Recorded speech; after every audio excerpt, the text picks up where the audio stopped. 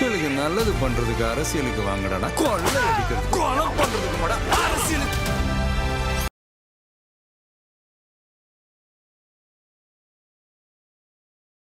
நேர்லையும் social மீடியாக்கள்லையும் நீங்கள் உடன்பிறப்புகளான நீங்கள் வெளிப்படுத்துகிற உணர்வுகளை கவனிக்கிறேன். என்னத்தை கவனிக்கிறீங்களோ போங்க, அவ்வளோதான். அதாவது இதுதான் ஜென்சி கிட்ஸா. நாங்கள் யாருக்கும் பயந்தவங்க இல்லை. எங்க நீங்க பயம். எங்களுக்கும் அரசியல் தெரியும், அதெல்லாம் தெரியும் எல்லாருக்கும். உங்களுக்கு அரசியல் தெரியுன்றது எல்லாருக்கும் தெரியும். இவரோட பெருமை என்னன்னு சொல்லுவாங்க? யாரோட? திராவிட ஆட்சி பெருமை, அவர் செஞ்ச பெருமைகள்லாம் எடுத்து சொல்லணுன்றாங்களே. அதெல்லாம் நிறைய இருக்கு. பசங்க ஏதாவது ட்ரெயினரி வந்ததுலேருந்து எடுத்து போட்டுற போறாங்க. அதுவும் வரலாறுல இருக்குங்க. அது ஒரு வகையான வரலாறு தானே. இல்லை, நான் என்னன்னா, நீங்க ஜென்சி கிட்ஸோட இறங்க போறேன், நாங்கள் வந்து சோசியல் மீடியா இறங்க போனோம்னா நேர்லையும் சோசியல் மீடியாலையும் இப்படி பேசுறது தான் வந்து ஒரு இது நினச்சிக்கிட்டு இருக்காங்க. இன்னைக்கு 10ஆம் வகுப்பு 10th ஸ்டூடெண்ட்ஸோட ரிசல்ட்ஸ் வந்துச்சு. ஆமா, அந்த ரிசல்ட்ஸ் வந்து ஒரு 91% 95% சம்திங் ஏதோ இருக்கு. திராவிட மாடல் ஆட்சியுடைய நீட்சி, திராவிட மாடல் ஆட்சி காலகட்டத்தில் மாணவர்களுடைய இந்த படிப்புன்றதுனால தான் இது வந்து இன்னைக்கு 91% வந்திருக்கு அப்படின்னு எடுத்துக்கக்கூடிய திராவிட மாடல் ஆட்சி, திராவிட மாடல் அரசு தான் வந்து எல்லாத்துக்கும் காரணம் அப்படின்னு மாறு தட்டிக்கக்கூடிய, பெருமை அடிச்சுக்கக்கூடியவர்கள் ஏன் இன்னைக்கு இப்போ இந்த கொள்ளை பாலியல் துன்புறுத்தலுக்கெல்லாம் ஏன் பொறுப்பேற்றுக்க மாட்டேங்கிறீங்க? இதுக்கு மட்டும் தாவேகா அரசு பொறுப்பு. பட் ஆனால் படிப்பு இந்த மாதிரி ஏதாவது நல்லது நடந்துச்சு ஏதாவது ஒன்றுனா உடனே அது வந்து நாங்கள் தான் காரணம் அப்படின்றீங்க. ஒன்று எல்லாத்துக்கும் நீங்கள் பொறுப்பெடுத்துங்க, இல்லை எல்லாத்துக்கும் அவங்கள்ட்டயே கொடுத்துருங்க. சரி, பொறுப்பெடுத்துக்கிற ஆட்சி கொடுங்க. இருந்தால் தான் கொடுத்துருவோமே. யாருமே இல்லாமல் தாவேக்காவுடைய ஒரு பெண் நிர்வாகி மருத்துவனின்னு சொல்லிட்டு போய் போடுறாங்கன்னா முதல் கேள்வி நீ தானே கேட்டிருக்கணும். யாருங்க நீங்க, என்னவா இருக்கீங்க அப்படின்னு கேட்டிருக்கணும். அங்கே விட்டுட்டு அங்கேருந்து எடுத்து வீடியோவை போட்டாச்சு. போட்டுட்டு எல்லாரும் அடிக்க ஆரம்பித்தோன்னே கோட் ஷூட் ஒயிட் கோட் போட்டுக்கொண்டு அரசு மருத்துவமனைக்குள் புகுந்த இந்த பெண் யார்? நீ தான்டா சொல்லணும். பெண் யாருன்னு எங்களை கேட்குற? வீடியோ எடுத்தது நீனு, போட்டது நீனு, எல்லாத்தையும் நீ செஞ்சுட்டு இப்ப எங்களை வந்து யாருன்னு எங்ககிட்டயே கேள்வி கேட்கறிய? அதாவது கோட் சூட் போட்டு முன்னாடி வந்து அந்த மாதிரி ஆய்வு செய்ய போறாங்கன்னு இன்ஃபார்ம் பண்ணிட்டு தானே போயிருப்பாங்க. அப்போ உனக்கு மட்டும் எப்படி தெரிஞ்சது? அப்போ உனக்கு அவங்களுக்கு எதுவும் இருக்கா? இல்லை இந்த மாதிரி கடிக்க ஆரம்பிச்சோன்னே எல்லாரும் போட்டு வெளுக்க ஆரம்பிச்சோன்னே ஐயோ இல்லைங்க எங்களுக்கு யாருன்னே தெரியாதுங்க, நீங்களே சொல்லுங்க யாருன்னு சொல்லுங்க, எங்க கிட்ட கேட்குறிய என்ன சொல்ல வரேன்னே எங்களுக்கு வந்து புரிய மாட்டேங்குது. நீ ஆரம்பத்துலேருந்து இப்படிதான் இருக்க. ரெட்ரோலுக்ஸ் குடும்பங்களுக்கு வணக்கம். இன்றைய கார்த்திக் விஷன் நிகழ்ச்சியில் தமிழகத்தில் நடக்கும் அரசியல் நிகழ்வுகளை பற்றி பேசலாம். வணக்கம் கார்த்திக். வணக்கம் ஜோ. ரெட்ரோலுக்ஸை தொடர்ந்து சப்ஸ்கிரைப் பண்றவங்களுக்கு மிக்க நன்றி. பண்ணாதவங்க சப்ஸ்கிரைப் பண்ணிட்டு வீடியோக்குள்ள பாருங்க, லைக் பண்ணுங்க, ஷேர் பண்ணுங்க, கமெண்ட் பண்ணுங்க. ஹைப் பட்டனை காணும் எல்லா வீடியோலையுமே. நம்மளதுன்னு இல்லை, ஜென்ரலாகவே இந்த ஹைப்ன்ற ஒரு ஆப்ஷன் ஏதோ பண்ணி எலெக்ஷன் முடிஞ்சிருச்சுன்றதுனால போதும் நீங்க ஹைப் பண்ண வரைக்கும்னு சொல்லி தூக்கிட்டாங்க போல. யூடியூப் ஏதோ வேலையை பார்த்து வச்சிருக்காங்க. மார்க் மாமாட்ட தானே இருக்குது. அதனால அது ஒன்று நடந்திருக்கு. ரெண்டாவது 2 நாளா நாங்க வீடியோ போடலன்னு சொல்லி நிறைய பேர் வந்து கமெண்ட்ல கேட்டிருந்தீங்க, பேசியிருந்தீங்க. போடக்கூடாதுன்னுலாம் இல்லை, போட முடியல. மண்டே வந்து ராவுத்தர் சார் வந்தாரு, டியூஸ்டே மணி சார் வந்தாரு. அடுத்தடுத்து உட்கார முடியலன்றதுனால தான் இன்னைக்கு வந்து கொஞ்சம் சீக்கிரமாவே உட்காந்து சீக்கிரம் வீடியோ போடலாம் அப்படின்னு ஒரு முடிவுக்கு வந்திருக்கோம். வந்துடும் வீடியோ வந்துடும். நீங்க நினைக்கிற நேரத்துல வந்துடும் நினைக்கிறேன். வந்துடும் கண்டிப்பா. முதல் விஷயமாக கவிதையோட தான் ஆரம்பிக்கணும். கவிதைன்னு சொல்ல முடியாது, ஒரு கவிதைன்னு உடனே அவர் இல்ல, டைமண்ட் பல்ப் அவர் இல்ல, எல்லாருமே ஒரு பூஸ்ட், ஒரு உத்வேகம், ஒரு எழுச்சி அப்படின்றது. அதாவது திமுக வந்து இந்த அதாவது தேர்தலுக்கு முன் தேர்தலுக்கு பின் வச்சுக்கலாம், தேமுக முன் தற்குறிகளாக காணப்பட்டவர்கள்லாம் இப்ப தேர்தலுக்கு பின் ஜென்சி கிட்ஸுகளாக வந்து அறியப்பட்டிருக்காங்களே. அவங்களுக்கு புதுசா இப்ப ஜென்சிக்கு இவங்களாம் ஜென்சி கிட்ஸ்பா அப்படின்னு சொல்றாங்களே.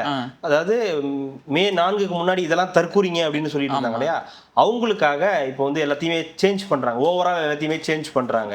இதுதான் தைரியமான இனிமே சொல்ல முடியாது. இப்போ வந்து சேஞ்ச் பண்றதுனால என்ன ஆகி போச்சு, ஓகே நாங்களும் இனிமே உங்களோடய உரையாடுறோம், உங்க மொழியிலேயே நாங்க வந்து பேசுறோம். தற்கொலை மாறிடுறாங்களா? கிட்டத்தட்ட தேர்தலுக்கு முன்னாடி சொல்லணும் அப்படிதான். நாங்களும் அதே மாதிரி வந்து உங்க லெவலுக்கு வரோம், உங்களுடைய இது என்னன்னு எங்க பவர் என்னன்னு எங்களுக்கு தெரியாம போச்சு, அதனால இப்ப என்ன பண்ண போறீங்க, நாங்களும் உங்களுடைய வந்து பேசலான் இருக்கோம், உங்களுக்கு எப்படி பிடிக்குமோ அதே மாதிரி நாங்க வந்து பேசலான் இருக்கோம்னு சொல்லி வந்திருக்காங்க. அதோடைய ஏற்கனவே ஆரம்பிச்சிட்டாரு எக்ஸ்-சிஎம் வந்து முன்னாடியே அது ஆரம்பிச்சிட்டாரு. இப்ப கலைஞர் அவர்களுடைய பிறந்த நாள் வந்து வரப்போகுது ஜூன் 3ஆம் தேதி. அதுக்காக வந்து ஒரு மடல் வந்து ஒண்ணு கொடுத்துருக்காரு. நல்லா ரொம்ப அருமையா இருக்கு. படிக்கும் போதே வந்து இப்படிதாண்டா இருக்கணும் அப்படின்னு இப்ப எல்லா ஜென்சி கிட்ஸுமே விஜய்கிட்ட இருந்து அப்படியே இந்த பக்கம் போறாங்க. அப்படியா? ஆமா, போக ஆரம்பிச்சிட்டாங்க. ஸ்டாலின் அவர்களுடைய இந்த என்னாச்சு இல்ல போயிட்டு இருக்காங்க. அது பாத்தீங்களா? ஆமா, அங்க போயிட்டு இருக்காங்க. அப்போ போறாங்க இல்லையா, எதனால போறாங்கன்றத படிக்கிறேன் பாருங்க. நீங்க எல்லாம் முன்னாடி பாத்தீங்கன்னா உடன்பிறப்புகளே அப்படின்லாம் ஆரம்பிப்பாங்கல்ல, அன்பே அமுதேன்னு. அதெல்லாம் கிடையாது. அன்பே ஆருயிரே அதெல்லாம் இல்லை. இனிமே ஸ்ட்ரெயிட்டா விஷயத்துக்கு வரேன். நேர்லையும் சோசியல் மீடியாக்கள்லையும் உடன்பிறப்புகளான நீங்க வெளிப்படுத்துற உணர்வுகளை கவனிக்கிறேன். தேர்தல் முடிவுகளை கடந்து தலைவர் கலைஞர் ஊட்டிய உணர்வோட பயணிக்கிற நமக்கு புத்தெழுச்சி ஊட்டக்கூடிய நாளா தலைவர் கலைஞரின் பிறந்தநாள் வருது. ஏழை எளிய மக்களுக்கு உதவிகள் வழங்கி தலைவர் கலைஞரின் பிறந்தநாளை கொண்டாடுற அதே வேளையில சோசியல் மீடியாவிலையும் தலைவர் கலைஞரோட வரலாற்று சாதனைகளை பரப்புவோம். இளைய தலைமுறைக்கு நம்மளோட வரலாற்றை தேவையும் எடுத்து சொல்லுவோம். தமிழ்நாட்டு எதிர்காலம் சிறக்கணும்னா அதுக்கு திமுக தான் தேவை என்பதை இளைஞர்களுக்கு சொல்ல தலைவர் கலைஞரின் பிறந்த நாளில் உறுதியேற்று உழைக்க தொடங்குவோம். எனக்கு புரியல. நேர்லையும் சோசியல் மீடியாலையும் நீ குந்திக்கிட்டு இருக்க அதே வேலையில நீ எதிர்த்தானி எழுதிட்டு இருக்கிறதே வேலையிலையோ எனக்கு புரியலைங்க. ஐயோ, திராவிட கட்சிகள் இனி மெல்லச்சாவும் பாரதியார் எழுதாம போயிட்டாரேப்பா. என்னமோ போட்டிருக்காங்க. ஒரு நாளும் ஓய மாட்டோம். கழகத் தலைவர் திரு மு.க. ஸ்டாலின் அவர்கள் உடன்பிறர்களுக்கு எழுதியுள்ள மடல். அது மட்டும் ஏன் மடல்னு போடுறீங்க? ட்வீட்னு போட வேண்டியதானே? ஏன் மடல் கிடல்னு போட்டு திருப்பி வந்து உடன்பிறப்புகள் பக்கமே போறீங்க? ஜென்சி கிட்ஸ் கிட்ட வாங்க, உங்களுக்கும் புரியணும்ல இதுதான் மடல்னு. அற்ற குளத்து அருநீர் பறவை போல இல்லாமல் கொட்டியும் ஆம்பலும் போல எப்போதும் உடன்பிறப்புகள் தான் திமுக உடன்பிறப்புகள். கலைஞரின் உடன்பிறப்புகளான நமக்கு ஊக்கமும் உற்சாகமும் தருவதற்காகவே வரிவிக்கிறது ஜூன் 3ஆம் தேதி முத்தமிழ் அறிஞர் தலைவர் கலைஞரின் பிறந்த நாள். அந்த நாளில் கழக கிளைகள் எங்கும் கருப்பு சிவப்பு கொடி உயர்ந்து பறக்கட்டும், ஏழைகளுக்கும் திராவிட முன்னேற்ற கழகத்தின் மூத்த முன்னோடிகளுக்கும் உதவிகள் வழங்குங்கள். இந்த மாதிரி போடுறாங்கல்ல, இதுதான் இவங்க ஸ்டைலு. ஆமா. ஆனா இது அப்படியே மாத்தி நேர்லையும் சோசியல் மீடியாக்கள்லையும் நீங்கள் உடன்பிறப்புகளான நீங்கள் வெளிப்படுத்துற உணர்வுகளை கவனிக்கிறேன். என்னத்தை கவனிக்கிறீங்களோ போங்க, அவ்வளவுதான். அதாவது இதுதான் ஜென்சி கிட்ஸா. நாங்க யாருக்கும் பயந்தவங்க இல்ல. எங்க நீங்க எங்களுக்கும் அரசியல் தெரியும். அதெல்லாம் தெரியும் எல்லாருக்கும். உங்களுக்கு அரசியல் தெரியுன்றது எல்லாருக்கும் தெரியும். இவரோட பெருமை என்னன்னு சொல்லுவாங்க? யாரோட? திராவிட ஆட்சி பெருமை, அவர் செஞ்ச பெருமைகள்லாம் எடுத்து சொல்லணும்ன்றாங்களே, அதெல்லாம் நிறைய இருக்கு. பசங்க ஏதாவது ட்ரெயினரி வந்ததுல இருந்து எடுத்து போட்டுற போறாங்க. அதுவும் வரலாறுல இருக்குங்க. அது ஒரு வகையான வரலாறு தானே. இல்ல, நான் என்னன்னா, நீங்க ஜென்சி கிட்ஸோட இறங்க போறேன், நாங்க வந்து சோசியல் மீடியா இறங்க போனோம்னா நேர்லையும் சோசியல் மீடியாலையும் இப்படி பேசுறதுதான் வந்து ஒரு இது நினைச்சுக்கிட்டு இருக்காங்க. இந்த சில பேர் வயசானவங்க எல்லாம் என்ன பண்ணுவாங்கன்னா, வீட்டில் அவங்களோட பசங்களோட இந்த பேரம் பேத்தியோட இதுவாக இருக்கும், நாங்களும் ட்ரெண்டிங்கில் இருக்கோம்னு சொல்லிட்டு ஜீன்ஸு, டிஷர்ட்டு, ஸ்லீவ்லெஸ்ஸு, சுடிதாரு இந்த மாதிரிலாம் போட்டுக்கிட்டு இது பண்ணுவாங்க. அப்புறம் இப்போ வந்த பாட்டை தான் கேட்போம். இப்போ வந்துருக்கிற 6 10க்கு 10 பவழமல்லி இதை தான் கேட்போம் அப்படின்னு, இல்லை ட்ராக்கு டிஷர்ட் இந்த மாதிரி போட்டு. அது இல்லை, அது வந்து ட்ரெண்டிங்னா நீங்க ட்ரெண்டிங்ல இருக்கீங்க. பட் அவங்களோட இடத்துக்கு அவங்களோட இந்த ஒரு லாங்குவேஜ் இருக்கும்ல பேசுறதுக்கு, அது உங்களால முடியாது. நீங்க நினைச்சாலும் வராது. அதெல்லாம் இயல்புலயே வரணும். அதெல்லாம் பார்த்தா இந்த படத்துல என்னடா மச்சான் அப்படின்னு, ஆமா மச்சான் இந்த எம்எஸ் பாஸ்கர் இவங்க எல்லாம் இருப்பாங்க. அதுதான் இப்ப திமுக உடன்பிறப்புகள். அதான் தமிழ் படம். தமிழ் படத்துல வந்து ஜென்சி கிட்ஸ் இருப்பாங்க தெரியுங்களா, அந்த மாதிரி ஜென்சி. அதுல உண்மையாவே ஜென்சி கிட்ஸ் வந்து அப்போ வந்து சிவா இவங்க எல்லாம் வந்து ஆமா அந்த மாதிரி தான் பண்ணிட்டு இருக்கீங்க. ஒன்றும் பண்றதுக்கு இல்லை, பண்ணுங்க. என்ன சொல்ல போறாங்கன்னு தெரியல. அடுத்தது தாவேக்கா அமைச்சரவை வந்து உயர்த்தி சொல்றாங்க. அடுத்து ஒரு 22 அமைச்சர்களை வந்து நியமிக்க போறாங்கன்னு இருக்கேன். அதுல வந்து நிறைய பேரும் அடிபடுது. விசிகாவும் வர்றதுக்கான வாய்ப்பு இருக்கு. அழைப்பு எடுத்திருக்காங்க, நாங்க போயிருக்கோம் அப்படின்னு இருக்காங்க. இவங்களுக்கும் இடதுசாரிகளுக்கும் கூப்பிட்டுருக்காங்க, ஐயுஎம்களுக்கும் கூப்பிட்டுருக்காங்க. ஆனால் நீங்கள் ஏதாவது அதிமுக சைடு போனிச்சிங்கன்னா நாங்கள் வந்து பார்த்துக்கோ, எங்களோட முடிவை நாங்கள் வேறு மாதிரி எடுப்போம்னு ஒரு மிரட்டலும் கொடுத்துருக்காங்க லெஃப்ட். ஆமாம், அவங்க ரொம்ப டேஞ்சர். அவங்க பயந்து தான் போய் பயங்கரமான டேஞ்சர். அவங்க வந்து ஏதாவது ஒரு தவறுனா டக்குன்னு சுட்டி காட்டிடுவாங்க, உடனே வந்து ஆக்ஷன் எடுத்துருவாங்க. 5 வருஷங்கள் அப்படிதான் இருந்தாங்க. அவங்க வந்து ஏதாவது ஒரு தவறுனா போதும், முதல்ல போயிட்டு நீங்க என்ன நினைக்கிறீங்க, கூட்டணியில தொடரணும்னு நினைக்கிறீங்களா, வேணாம் நினைக்கிறீங்களா, இப்பவே இந்த செகண்டே போயிடுவோம் பாக்குறீங்களா அப்படின்னு பயங்கரமா மிரட்டி கடைசி கட்டம் கூட அந்த கூட்டணியில இது பண்ணாங்கல்ல, அந்த 5 அப்பெல்லாம் கூட பயங்கர கோவத்துல தான் இருந்தாங்க. என்ன நினைச்சுக்கிட்டு இருக்கீங்க, எங்களை பார்த்து யாருன்னு நினைச்சீங்க, என்ன நினைச்சீங்க, அவ்வளவுதான் வெட்டுக்குத்தாகி போயிடுன்ற அளவுக்கு பேசினாங்க. இல்லையே மதிக்கவே மாட்டேன் அப்படி பேசுறதுக்கு தான் போயிட்டு 6க்கு 5ன்னு முடிச்சுட்டு வந்தாங்கன்னு வச்சுங்களேன். ஆளுக்கு 5 முடிச்சுட்டு வந்தாங்கன்னு வச்சுங்க. அது ஒரு பக்கம் இருக்கட்டும். இப்போ அவங்களுடைய 2ன்றது பெரிய விஷயமா இருக்கு. ஸோ தமிழக வெற்றி கழகத்தின் மேல அவங்களுக்கு நம்பிக்கை கிடையாது. ஆனா ஆளுநர் ஆட்சி வந்துடக்கூடாது அப்படின்றதுக்காக வந்து நாங்க ஆதரவு கொடுத்தோம்லாம் சொல்லி இப்போ வந்து பேசிக்கிட்டு இருக்காங்க. இதெல்லாம் ஒரு பக்கம் இருக்கட்டும். அதை தூக்கி அப்படி ஓரமா வச்சிருவோம். அமைச்சரவையில் இடம் யாருக்கு அப்படின்றதா இப்போ தமிழக வெற்றி கழகத்துடைய அமைச்சரவையில் இடம்பெறதுக்கு நிறைய பேர் இன்னொரு லிஸ்ட்ல வந்து இருக்காங்க. நிறைய பேர் யார் யாரெல்லாம் இருப்பாங்க, ஒரு சர்ப்ரைஸா கூட இருக்கும்னு வச்சுங்களேன். பட் இதுல விசிகா இடம்பெற போதா? விசிகா இடம் பெற்றுச்சுன்னா யார் அமைச்சர்? வன்னியரசு அவர்கள் தான் அமைச்சராக இருக்கு. அதிக வாய்ப்புகள் வந்து இருக்கு. ஆனா அவங்க என்ன சொல்றாங்க, திருமாவளவனே நீங்களே வாங்கன்றாங்க, நீங்களே அமைச்சரவை இடம் பெறுங்க, அதுக்கப்புறம் நீங்க எலெக்ஷன் நின்று ஜெயிச்சுக்கலாம் அப்படின்ற மாதிரி ஒன்று சொல்றாங்க. அப்படி அவர் நின்னார்னா எம்பி போஸ்ட் காலியாகும். அந்த எம்பி போஸ்ட்டுக்கு மறுபடியும் எலெக்ஷன் வைக்கணும். அப்புறம் திருச்சி கிழக்குக்கு ஒரு எலெக்ஷன் வைக்கணும். இல்ல திருச்சி கிழக்குல இவரையே கூட நிக்க சொன்னாருன்னு சொல்லி இவர் சொன்னார். ஸோ இப்படி நிறைய விஷயங்கள் நடந்துகிட்டு இருக்கு. ஜோதிமணி அவர்களுக்கு கொடுப்பாங்களான்னு தெரியாது. மீன்ஸ் விசிகால இருந்த ஜோதிமணி அவர்களுக்கு கொடுப்பாங்களான்னு தெரியல. வன்னியரசுக்கு கொடுக்க வாய்ப்புகள் இது. ஏன்னா வன்னியரசு தொடர்ந்து இந்த விஷயத்தை பேசிட்டு இருக்காங்க. ஆட்சியில் அதிகாரத்தில் பங்குன்றத விசிகாவுடைய முழக்கமா இருக்குன்றதுனால இப்படி ஒரு வாய்ப்பு வரும்போது அதை தவிர்க்கிறதும் வந்து நல்லது கிடையாது.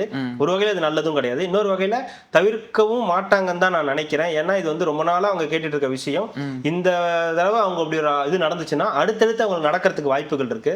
இந்த ஆட்சி முடிஞ்சு வேற அடுத்தது ஃப்ரெஷ்ஷா ஒரு ஆட்சி வருது, இல்ல ஒருவேளை திமுகவோ அதிமுகவோ திருப்பி ஆட்சிக்கு வராங்க, இல்ல திரும்பி தாவேக்கா வருதுன்னா அப்ப மறுபடியும் ஆட்சியில் பங்கு அதிகாரத்தில் பங்குன்றத தாராளமா கேட்கலாம். அதை ஒரு இனிஷியலா எடுத்துக்கிட்டு இதை பண்ணாங்கன்னா அவங்களுக்கு இன்னும் ஒரு பெட்டர் ஆப்ஷன் கிடைக்கும். அப்படிதான் யோசிப்பாங்க நான் நம்புறேன். ஏன்னா அவங்களுடைய உயர்மட்ட நிலை உயர்மட்ட குழு எல்லாருமே இந்த ஜூம் மீட்டிங்ல தான் மீட் பண்ணுவாங்க. WhatsApp group. ஆமா, அந்த வாட்ஸ்அப் குரூப்ல தான் ஏ மச்சான் என்னடா ஓகேவா வருமா, ஓகேவா உனக்கு என்ன, நீ என்ன சொல்ற அப்படின்னு அவங்களுக்குள்ளார வந்து பேசிப்பாங்க. அப்புறம் கடைசியாக எல்லாமே கேப்டன் தாண்டா அப்படின்னு சொல்லி கேப்டன் கேப்டன் என்ன பண்ணாரு, இது எதுவுமே நான் சும்மா தான் பேசிக்கிட்டு இருந்தேன் அப்படின்ட்டு போயிடுவேன். அந்த மாதிரி நடந்துச்சு. ஆமா, அப்படிதான் நடந்துச்சு. அதேதான் இப்ப மறுபடியும். ஆனா இப்ப அந்த மாதிரி பண்ண மாட்டாருன்னு நினைக்கிறேன். ஏன்னா திமுக கூட்டணியிலே தொடருவோம்னு சொல்றாரு. ரொம்ப நாளா தொடர முடியாது. அடுத்தடுத்து தேர்தல்கள் இருக்கு, உள்ளாட்சி தேர்தல் இருக்கு, 29 தேர்தல் இருக்கு. அப்ப 29 தேர்தல்லாம் வச்சுட்டு போய் யாரை போய் எதிர்த்து பேசுவீங்க? உள்ளாட்சி தேர்தலில் இப்ப இந்த ஆட்சி சரியில்லைன்னு போய் பேசுவீங்களா? எப்படி நீங்க சரியில்லைன்னு சொன்னீங்கன்னா அப்ப ஆதரவு வாபஸ் வாங்குன்னுவாங்க மக்கள். இப்படியும் பேசுவாங்க. இப்போ நீங்க சரியில்லைன்றீங்களா, நீங்க ஆதரவு வாபஸ் வாங்கிக்கங்கன்னுவாங்க. அதே நேரத்தில் அதிமுக கூடயும் போகக்கூடாதுன்ற மாதிரி வந்து பேசுறாங்க. அப்போ திமுக கூட்டணியிலிருந்து வெளியே கூட வர வேணாம், அமைச்சர்கள் நீங்க இடம் பெற்றுட்டாலே அந்த கூட்டணியிலிருந்து வெளியே வந்ததுதான் கிடைக்கும். ஏன்னா கூட்டணி ஆட்சியா வந்து மாறிடும். அப்ப நீங்க கூட்டணி போய் அங்க வைக்க முடியாது. சோ இது எல்லாமே ஒரு வகையா தான் நகர்ந்துட்டு போகுது. இதுல அதிமுகவுக்கு வாய்ப்புகள் ரொம்ப கம்மின்னு சொல்றாங்க. ஆனா அதிமுக ஏற்கனவே 2 பிளவா இருக்கு. 25 பேரோட சி வி சண்முகம் அவர்கள் இருந்தாலுமே கூட இல்லையே, அவங்க கூட அவங்களுக்கு அமைச்சரவையில் பங்கு இல்லைன்னு ஒரு போக மாட்டேன்னு சொல்லி தாவேக்கா உத்தரவாதம் கொடுத்துருக்குன்னு திருமாவர்கள் சொல்லியிருக்காரு. அதுதான் சொல்றேன், அதிமுக அங்க போறது கஷ்டம். அதிமுக இப்ப கொடுக்கறதே வந்து கஷ்டம் தான். ஏன்னா 2 பிளவா இருக்கு. இன்னொரு டிசிஷன் எடுக்கல, சபாநாயகர் ஒரு டிசிஷன் எடுக்கல, யாரை வந்து அதிமுகவா செயல்பட போறாங்க, யாரு கொறடாவா அறிவிக்க போறாங்கன்ற டிசிஷனே எடுக்காத போது அப்ப அதிமுகவில் அந்த அமைச்சரவையில பங்கு அப்படின்றது கொஞ்சம் டஃப்பான ஒரு விஷயம் தான். அதையும் மீறி ஏன் விசிகாவுக்கு கொடுக்க போறாருன்னா விசிகாவின் ஆட்சியில் அதிகாரத்தில் பங்கு. சோ அவங்க அமைதியாகவும் இருக்கணும், கூட்டணியிலையும் தொடரணும். அவங்க கூட்டணியில தொடரும் போது பிஜேபி எதிர்ப்பு சாதகமாவே இவங்களுக்கு வந்து இருக்கும். ஏற்கனவே காங்கிரஸ் இருக்கு, இப்ப இடதுசாரிகளும் இருப்பாங்க. இடதுசாரிகள் பங்கேற்க மாட்டாங்க, அவங்க அப்படியே தான் இருக்காங்க. ஐயுஎம்எலும் வந்தாங்கன்னா ஐயுஎம்எலும் பேசுறாங்க, நாளைக்கு ஆலோசனை பண்ண போறாங்க ஒருவேளை. ஏன்னா இதெல்லாம் உங்களுக்கு ஒரு பெரிய சான்ஸுங்க. நீங்க கற்பனையிலே எட்டாத விஷயம் இதெல்லாம். அமைச்சரவை பங்கு, தமிழ்நாட்டுல அமைச்சரவையில் பங்கு, கூட்டணி ஆட்சி, இதெல்லாம் நீங்க அந்த வார்த்தைகள்லாம் கேட்டிருக்கவே முடியாது. 60 வருஷத்துல அஇஅதிமுக ஆட்சி, திராவிட முன்னேற்ற கழகத்தின் ஆட்சி.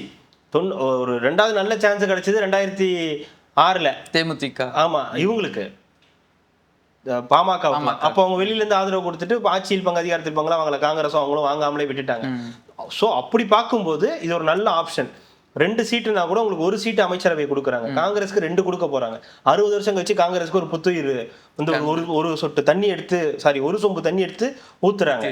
அப்போ அது வளர்றதுக்கான வாய்ப்பு இருக்கு. அதே மாதிரி தான் விடுதலை சிறுத்தைகளுக்கும் 1% வச்சிருக்க, 4% வச்சிருக்க ஒரு கட்சிக்கு எம்எல்ஏவும் கிடையாது, கவுன்சிலரும் கிடையாது, ஒன்னும் கிடையாது. ஆனா 1-1.5% வச்சிருக்கக்கூடிய விடுதலை சிறுத்தைகளுக்கு ஒரு அமைச்சர் அப்படின்னா உங்களுக்கு ஒரு அடுத்த கட்டத்துக்கு போற ஒரு நிலை. சோ ஒட்டுமொத்த தமிழ்நாட்டுக்கும் விடுதலை சிறுத்தைகள்ல ஒருத்தர் அமைச்சரா இருக்காரு. ஏதோ ஒரு துறை, அது ஆதி திராவிட நலத்துறையா கூட வந்து இருக்கலாம். அது கொடுத்தா அது உங்களுக்கு இன்னும் பொருத்தமான ஒரு துறையா கூட இருக்கலாம். சோ அதற்கான வாய்ப்புகளும் இப்போ வந்து இருக்கு. அப்படின்றதுனால இந்த சான்ஸை விடுதலை சிறுத்தைகள் மிஸ் பண்ண கூடாதுன்றது தான் எல்லாருடைய இதுவா இருக்கு. விஜய் அவர்களுமே அதே தான் சொல்றாரு, நீங்க வாங்க அமைச்சரவைக்குள்ளார, நீங்க வாங்கன்னு தான் வந்து அவங்களும் வந்து சொல்றதுனால அமைச்சரவையில பங்கேற்பதற்கான வாய்ப்புகள் இருக்கு. ஐயுஎம்எலுக்கும் நல்ல சான்ஸ். ஏன்னா இவங்களுக்கு எல்லாம் என்ன ஒரு பயம்னா தம்பிகிட்ட போய் நிக்கணுமேனா திமுக அதுக்கு என்ன பண்றது? தம்பி சொல்லுது இந்த மாதிரி அப்படின்னு. நீங்க சொல்லுங்க நீங்க என்ன சொல்றீங்களோ. 6 மாசத்துக்காக வெயிட் பண்றாங்கன்னு நினைக்கிறேன். என்ன கவிழ்ந்துரும்னா ஏங்க இப்பயும் சொல்லியிருக்காரு, திரும்பவும் சொல்லியிருக்காரு. ஏங்க நீங்க 6 வருஷம் கழிச்சு இதே தாங்க சொல்லணும். கவிழ்ந்துரும், 6 மாசத்துக்கு இந்த ஆட்சி கவிழ்ந்துரும், 6 மாதத்துக்கு இந்த ஆட்சி கவிழ்ந்துரும்னு. ஐயுஎம்எலும் இப்போ கூட்டணி வரைக்கும் இது வரைக்கும் வந்துட்டாங்க, ஆதரவு கொடுக்குற வரைக்கும் வந்துட்டாங்க. ஸோ கூட்டணிக்கு அமைச்சரவைக்குள்ள இருப்பாங்க, அவங்களும் கூட்டணிக்கு போற மாதிரி ஒரு கணக்கு வந்துடும். அப்போ ஆட்டோமேட்டிக்கா இது ஒரு கூட்டணியாவே மாறிடும். உள்ளாட்சி தேர்தல், அடுத்த நாடாளுமன்ற தேர்தல்லாம் ஈஸியா போய் அட்டன் பண்ணுவாங்க. ஸோ ஏடிஎம்கேக்கான தேவையும் இருக்காது. இப்போ அமமுகலேருந்து ஒருத்தர் வந்துட்டாரு, அவரும் வந்து அவருக்கு கட்சி தாவல் சாடி தட்டெல்லாம் பொருந்தாது. ஒருத்தரையும் அவரையும் வந்து அரவணைச்சுக்கிட்டாங்க. ஸோ மற்றவர்களும் வந்து வராங்க. ஸோ விஜயோடைய 106 அந்த 107 ப்ளஸ் இவங்க எல்லாரும் சேர்ந்து வரும்போது அப்படியே எடுத்துட்டு போகலாம். இந்த இடதுசாரிகள் மட்டும்தான் வெளியே இருந்துகிட்டு இல்ல எங்களால முடியாது, நீங்க அதை பண்ணணும், நீங்க இதை பண்ணணும் அப்படின்ற மாதிரி சொல்லுவாங்க. வரவே வேணாம் போங்க. இல்ல அவங்க எப்படியும் வரப்போறதுக்கு இல்லைன்னு வச்சுங்களேன், அது ஃபியூச்சர்ல தெரியும். மேபி அதுக்கப்புறம் ஏடிஎம்கேல இருந்து யாராவது வராங்க, இல்ல ஒவ்வொருத்தரா வராங்க. ஏடிஎம்கேல இருந்து 1 மாசம் 2 மாசம் 3 மாசம் கழிச்சு ஒரு நம்ம எம்எல்ஏவா வராங்கன்னா அப்ப நீங்க ஒன்றும் பண்ண முடியாது இல்ல. ஸோ இப்படியும் நடக்க வாய்ப்புகள் வந்து இருக்கு. அது என்னன்றதை தொடர்ந்து பேசுவோம். இந்த அமைச்சரவை கொஞ்சம் லேட்டாக நினைக்கிறேன், நாளைக்கு நாளானைக்கு நடக்கக்கூடிய வாய்ப்புகள் கம்மியாக தான் இருக்கு. கூடிய விரைவில் இந்த வாரம் அல்லனா அடுத்த வாரத்தில் போலதான் அது நடக்கும். ஏன்னா யார் யாருக்கு என்ன துறை, இவங்கெல்லாம் ஓகேவா இதெல்லாம் கேட்டுக்கிட்டு தான் ஃபுல்ஃபில்டாக வந்து செய்வாங்கன்னு நினைக்கிறேன். சோஃபா மாடல் ஆட்சி, சட்டம் ஒழுங்கு சந்தி சிரிக்கிறது, இதுதான் உங்கள் ஆட்சியா? இதுதான் தாவேக்கா ஆட்சியா? இதுக்கு தான் மக்கள் எல்லாமே உங்களுக்கு ஓட்டு போட்டாங்களா அப்படின்னு நான் கேட்கல. ஐடிவிங்க ஆமாம், திமுக ஐட்டிங் வந்து பகிரங்கமாக கேட்டிருக்கு. போஸ்டர் கிஸ்டர்லாம் ஃபஸ்ட் லுக் போஸ்டர்லாம் ரிலீஸ் பண்ணியிருக்காங்க. சோஃபா மாடல் காட்சிக்கு வந்து ஃபஸ்ட் லுக் போஸ்டர்லாம் ரிலீஸ் பண்ணி ரொம்ப காட்டமான கேள்விகள்லாம் கேட்டிருக்காங்க.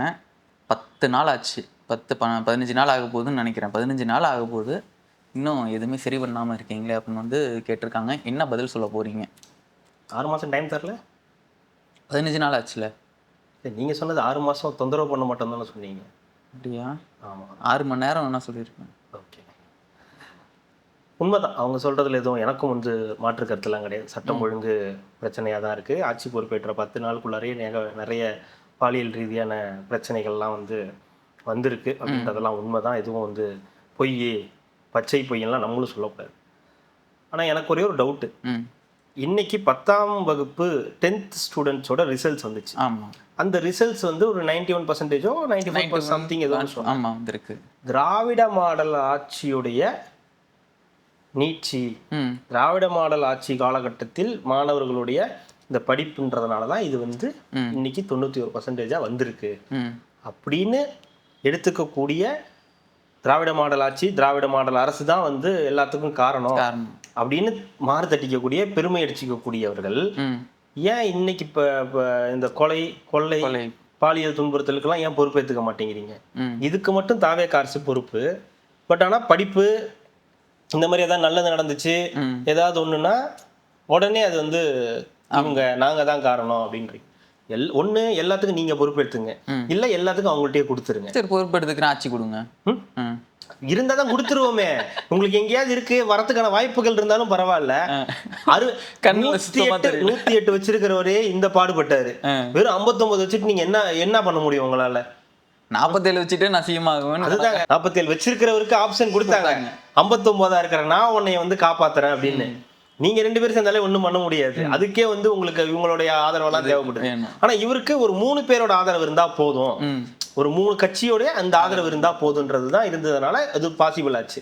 அது இல்லாமல் நீங்க அப்படிலாம் ஒன்று முயற்சி பண்ணதே எவ்வளவு கேவலமானதுன்றது மக்களுக்கும் வந்து தெரிஞ்சு போச்சுன்னு வச்சுங்களேன். இந்த சட்டம் ஒழுங்கு சரியில்லை அப்படின்னு இதெல்லாம் நம்ம ஏத்துக்கிட்டு தான் ஆகணும், சீரியஸாவே ஏத்துக்கிட்டு தான் ஆகணும். சட்டம் ஒழுங்கு சரியில்லைன்னா ஆமா தொடர்ந்து சரியில்லாம தான் இருக்கு.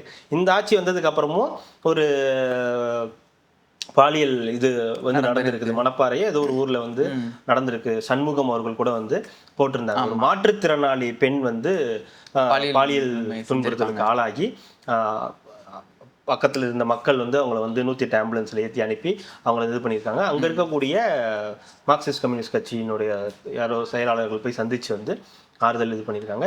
அரசு வந்து விரைந்து இதுக்கு வந்து நடவடிக்கை எடுக்கணும். அவங்களை வந்து கைது பண்ணியிருக்காங்க, 2 பேர் வந்து கைது பண்ணியிருக்காங்க. விரைந்து நடவடிக்கை எடுத்து அவங்களுக்கு வந்து ஒரு நிதி உதவியோ அல்லது அவங்களுடைய குடும்பத்தில் யாராவது அரசு வேலையோ வந்து கொடுக்கணும் அப்படின்ற மாதிரி வந்து சொல்லியிருக்காங்க. இது வந்து நம்ம தொடர்ந்து பேசுறது இப்பன்னு இல்லை. நம்ம விளாத்திக்குளம் நடந்தப்பையும் இதை தான் சொல்றோம். அதுக்கு முன்னாடி நடந்த சம்பவங்கள், அப்புறம் ஒரு 75 வயது பெண் மூதாட்டி வந்து பாலியல், இது எல்லாமே நடந்துகிட்டு தான் இருக்கு. இப்ப வந்திருக்கக்கூடிய அரசுக்கு கொஞ்சம் அவகாசம் கொடுப்போம். நான் உங்களை பேசவே வேண்டாம், நீங்க அதுக்கு பேசுறதுக்கு இதெல்லாம் அப்படிலாம் நான் சொல்ல, கொஞ்சம் அவகாசம் கொடுங்க. அது எல்லாமே முதலமைச்சருடைய கண்ட்ரோல்ல தான் இருக்கு. நம்ம எல்லாருமே வந்து கேள்வி தான் கேட்க போறோம். எல்லாருமே இந்த அரசை பார்த்து ஏன் இப்படி நடந்துச்சுன்னு தொடர்ந்து கேள்வி தான் கேட்க போறோம். ஆனா நான் அவகாசமே கொடுக்க மாட்டேன். நான் தொடர்ந்து சோஃபா மாடல் அரசுன்னு சொல்லுவேன். தொடர்ந்து நான் வந்து சொல்லுவேன், எங்க தலைவர் 6 மாசம் டைம் கொடுப்பேன்னு சொல்லுவாரு. நாங்க அதெல்லாம் மதிக்க மாட்டோம். ஆனா நாங்க வந்து உடனே உங்கள்ட்ட வந்து கேள்வி கேட்போம் அப்படின்றதுல எந்த லாஜிக்குமே இல்லை. இதுல பல விஷயங்கள், இந்த கஞ்சா இந்த மாதிரியான விஷயங்கள், பல விஷயங்கள் இருக்கு. பல விஷயங்களை தொடர்ந்து இந்த அரசும் வந்து முயற்சிகளை வந்து எடுத்துக்கிட்டு இருக்காங்க. இன்னும் இந்த அரசே இன்னும் முழுசா உட்காரலங்க. இன்னும் அமைச்சரவையே போடல, ஃபுல்ஃபில் ஆகல. 10 நாள் தான் ஆக போகுது. 10 நாள் தான் ஆகுது கரெக்டா நினைக்கிறேன். மே 10 கரெக்டா 10 நாள் தான் இருக்கு. ஒரு 10 நாளைக்குள்ள ஒருத்தருடைய ஆட்சியை நீங்க எப்படி வந்து மதிப்பீடு பண்ண முடியும்? இன்னும் எதுவுமே ஃபுல்ஃபில் ஆகல. ஒரு 9 துறைக்கு தான் அமைச்சரே வந்து போடப்பட்டிருக்கு. அதுவும் இன்னும் ஸ்பிளிட் பண்ண வேண்டியிருக்கு. இன்னும் ஒரு வாரமோ 10 நாளோ ஆகும் போல இன்னும் அமைச்சரவையை வந்து ஃபுல் ஆக்குறாரு. ஸோ ஒரு அட்லீஸ்ட் ஒரு மாசம் ஆட்சியில இதெல்லாம் நடந்திருக்கு அப்படின்னா ஒருமே டைம் கொடுக்காம, ஏன்னா இப்பதான் காவல்துறையெல்லாம் எல்லாமே செட் ஆக ஆரம்பிக்கிறாங்க. இதெல்லாம் உங்க ஆட்சியில் 5 வருஷத்துல பண்ணிருக்க வேண்டியது. இதெல்லாம் நீங்க ஒழுங்கா பண்ணிதான் இன்னைக்கு நீங்க இந்த கேள்வி கேட்க வேண்டிய இடத்துக்கே வந்திருக்க மாட்டீங்க. இன்னைக்கு எல்லாரும் என்ன சொல்றாங்க, புதிய மாற்றம், இதுதான் நீங்க கொண்டு வந்த மாற்றமா, இதுதான் நீங்க மாற்றம் இன்னும் ஆரம்பிக்கவே இல்லைங்க. அதுக்கான வேலைகளே இன்னும் ஆரம்பிக்கல. அதுக்குள்ளதான் நீங்க ஆரம்பிச்சிட்டீங்களே. பிரபல பத்திரிகையாளர்களாக இருக்கக்கூடியவர்கள், பிரபல பத்திரிகையில வேலை செய்யக்கூடியவர்கள், அவங்கள வச்சு இதெல்லாம் ஃபேக்கு, அதெல்லாம் ஃபேக்கு, அது ஃபேக்கு, இது ஃபேக்கு, எல்லாம் நல்ல விஷயம் இல்ல. ஃபேக் நரேட்டிவ் பத்திரிகையே அப்படிதான் வேலை செய்யுது. ஃபேக் நரேட்டிவ்ஸ்ன்றீங்க. தாவேக்காவுடைய வேட்பாளர்கள் 75 பேர் கோடீஸ்வரர்கள், நீங்க தாவேக்காவினர் நிறைய பேர் டிகிரி வந்து ஏமாத்தி வந்து பண்ணியிருக்காங்க அப்படின்லாம் வந்து சொல்றீங்க. எல்லாம் வந்து ஓகே, இதெல்லாம் நீங்க கண்டுபிடிச்சிட்டீங்க. அதெல்லாம் ஏன் இதுக்கு முன்னாடி இதெல்லாம் நடந்ததே இல்லையா? இதுக்கு முன்னாடி எவ்வளவோ விஷயங்கள் நடந்திருக்குதுல்ல. திமுக ஆட்சியில எவ்வளவோ சட்டம் ஒழுங்கு பிரச்சனைகள் வந்திருக்குல்ல. திமுக ஆட்சியில 888 கோடி ஊழல்னு சொன்னாங்களே, அப்ப தி ஹிந்துல இருந்தக்கூடிய திரு சுரேஷ்குமார் அவர்கள் எங்க போனார்? அதை பத்தி ஏதாவது கலாய்வு பண்ணியிருக்காரா? வீடியோக்கள் இருக்கா?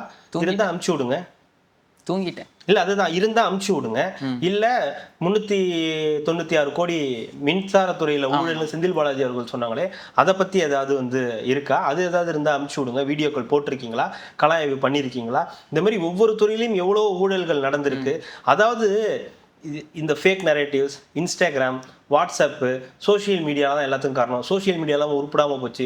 சோசியல் மீடியாவில் பார்த்து தான் எல்லாரும் சோசியல் மீடியாவை பிடிச்சிட்டு அழுவாதீங்க. நீங்க வந்து அதுக்கு ஒரு காரணம் தேடிக்கிட்டு, நீங்க தோத்ததுக்கு காரணம் தேடிக்கிட்டு அதை பிடிச்சிட்டு தொங்கிட்டு இருக்கீங்க. சோசியல் மீடியா தான் காரணம். ஏங்க சோசியல் மீடியாவை யூஸ் பண்ணதே நீங்க தாங்க. சோசியல் மீடியாவை அவன் தன்னிச்சையா யூஸ் பண்ண ஒரு கட்டம் ஒன்று அவங்க பண்ணியிருக்காங்க. பிளஸ் தன்னிச்சையா அவங்க பண்ணியிருக்காங்க. நீங்க பணம் கொடுத்து எவ்வளவோ பண்ணீங்க, மக்கள்கிட்ட போய் சேரல. அதுக்கு உடனே சோசியல் மீடியா தான். இன்னைக்கு என்ன பண்றீங்க?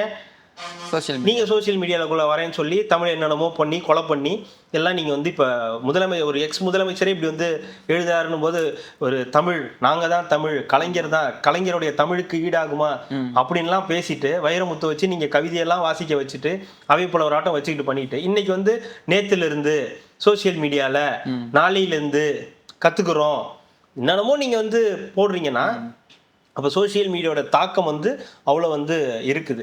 இவங்க எல்லாத்துக்கும் சோசியல் மீடியாவை சொல்கிறாங்க பாருங்க. இன்ஸ்டாகிராம் மூலியமாக தான் இதெல்லாம் வந்து பண்ணிட்டாங்க. இன்ஸ்டாகிராம் மட்டும் கிடையாதுங்க, ஒட்டுமொத்த தமிழ்நாட்டு மக்களுக்குள்ளாரையும் இந்த விஷயம் போய் சேர்ந்துருக்கு. ஒரு மாற்றம் வேணும்ன்றது அவங்க விரும்பி இருக்காங்க. அந்த மாற்றத்திற்கான அந்த பதில் அப்படின்றது 5 வருஷ காலத்தில் தான் சொல்ல முடியும். 10 நாளில் எப்படி சொல்லிட முடியும்? நீங்கள் 10 நாளில் என்ன பண்ணிட்டீங்க? 10 நாள்ல உங்க ஆட்சியை வந்து டிஸ்கிரைப் பண்ணிடலாமா? திமுக ஆட்சி 10 நாள் இப்படி வந்துருச்சு, இது இவ்வளவுதான் பண்ணிருக்குன்னு சொல்ல முடியுமா? ஸோ அப்போ ஒரு டைம் கொடுக்கறது கிடையாது. அப்படியே டைம் கொடுக்குறோன்னு சொல்லிட்டு பின்னாடி இருந்து எதையாவது இந்த ஐடி விங்கு, பத்திரிகையாளர்கள், புலனாய்வு புலிகள் இவங்களெல்லாம் வச்சு ஃபுல் வீடியோ வந்து இறக்க வேண்டியது. இதெல்லாம் அரசியல். நான் வந்து இதெல்லாம் வந்து சொல்ல முடியும். இந்த சோசியல் மீடியா வச்சு பண்றதெல்லாம் ஓகே, இதெல்லாம் உங்களுக்கு தான் திருப்பி வந்து பேக் ஃபயர் ஆக போகுது. நீங்க கண்டுபிடிச்சு போடுறேன்னு சொல்றதெல்லாம் நீங்க மக்கள் சார்ந்த பிரச்சனைகளை தான் பேசணும். ஸோ இன்னைக்கு மக்கள் சார்ந்த பிரச்சனைகளை பேசுறீங்களான்னு கேட்டா இன்னைக்கு தான் வராங்க. அதாவது இன்னைக்கு இந்த சங்கரன் கோவில் தென்காசியில